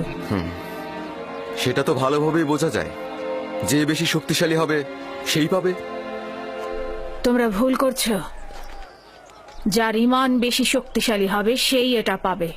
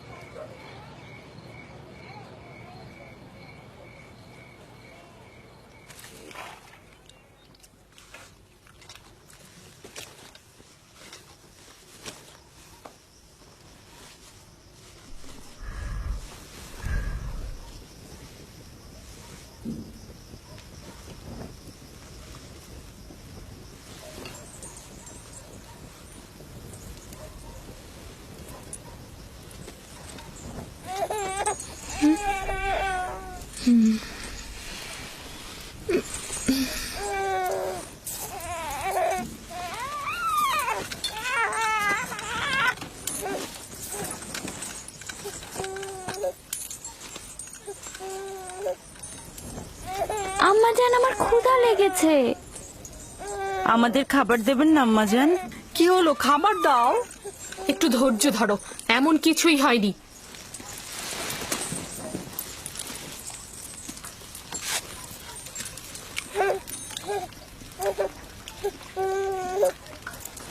নাও।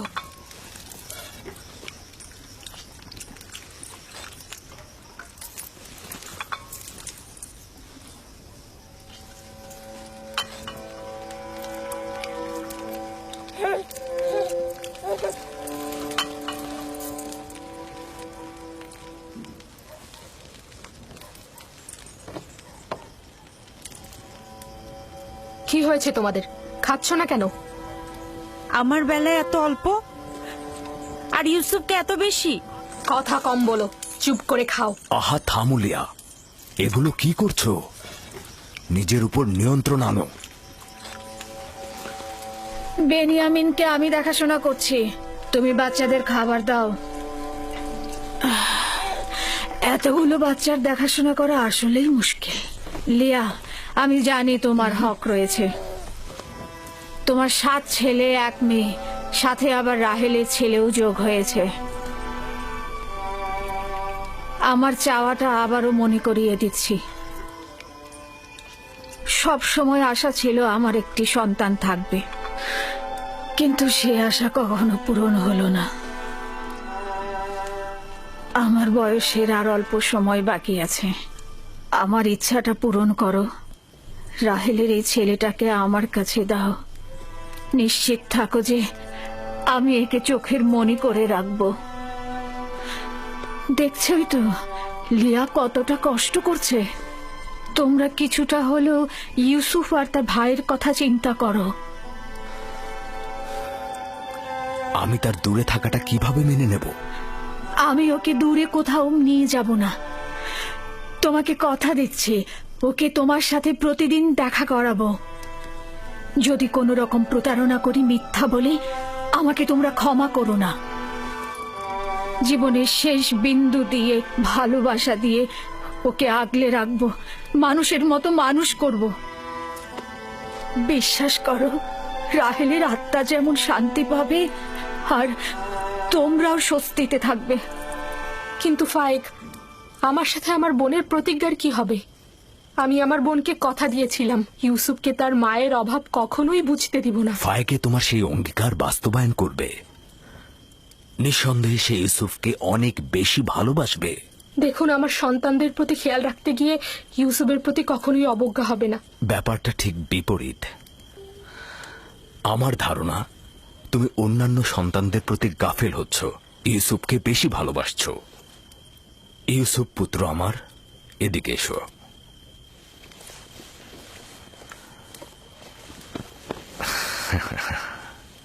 বলো তো পুত্র আমার, তুমি কি ফুপু আমার সাথে থাকবে? জি আব্বাজান, ভাইকে ফুপু মা একজন ভালো মা। না সোনা, আমি তোমার প্রিয় মাতার মতো নই, তবে চেষ্টা করব তার মতো হতে। তার ঘ্রাণ কিছুটা হলেও তুমি পাবে। আমি তোমাকে কথা দিচ্ছি ভাই, ওকে আমি বুক দিয়ে আঁকলে রাখবো, ভালোবেসে সবসময় চোখের আড়াল হতে দেব না। বেশি কষ্ট পাওয়ার আগেই ওকে তুমি এখান থেকে নিয়ে যাও। তার মানে কি আমরা আর ইউসুফকে দেখতে পাবো না? কে বলেছে? তোমরা প্রতিদিনই ওর সাথে খেলা করতে পারবে। তাহলে তো আমরা ইউসুফের সাথে খেলা করতে পারবোই, তাই না? অবশ্যই পারবে। চলো ইউসুফ, চলো আমরা খেলি, চলো। খাবার রেখে যাচ্ছ কেন? আগে খেয়ে যাও। সাবধানে বাচ্চারা।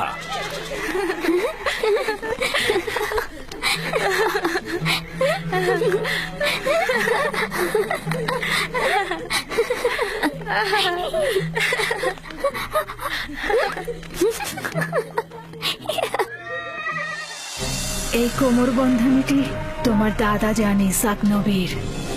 তার অনেক আশা ছিল যে নবুয়ত প্রাপ্তি হবে সেই এই কোমর বন্ধনীটি ব্যবহার করবে। আমি তোমাকে এটা পরিয়ে দিচ্ছি। তোমাদের একটা কথা বলি, পরশ্রী কাতরতা, যার দরুন নিয়ামত ও আর্থিক উন্নয়ন ক্ষতিগ্রস্ত হয়, এতে করে ধ্বংস নেমে আসে। পরশ্রী কাতরতা হচ্ছে অন্যের থাকাটাকে সহ্য না করা। ইউসুফ তো মেধা সম্পন্ন, তাই না? আর তাছাড়া তার সুন্দর চেহারা ও বচন ভঙ্গি ভালোবাসা পাওয়ারই মতো। হ্যাঁ, সে কারণে তো আমরাও তাকে ভালোবাসি। কিন্তু আব্বাজান তাকে এত বেশি আহ্লাদ দিয়েছে যে সে নিজেকে এখন সবার চাইতে বড় মনে করছে। ইউসুফকে খুঁজে পাওয়া যাচ্ছে না। খুঁজে পাওয়া যাচ্ছে না? কেন খুঁজে পাওয়া যাবে না? তোমরা একসাথে খেলোনি? হ্যাঁ, ও তো লুকিয়ে ছিল। কই পড়ে যায়নি তো?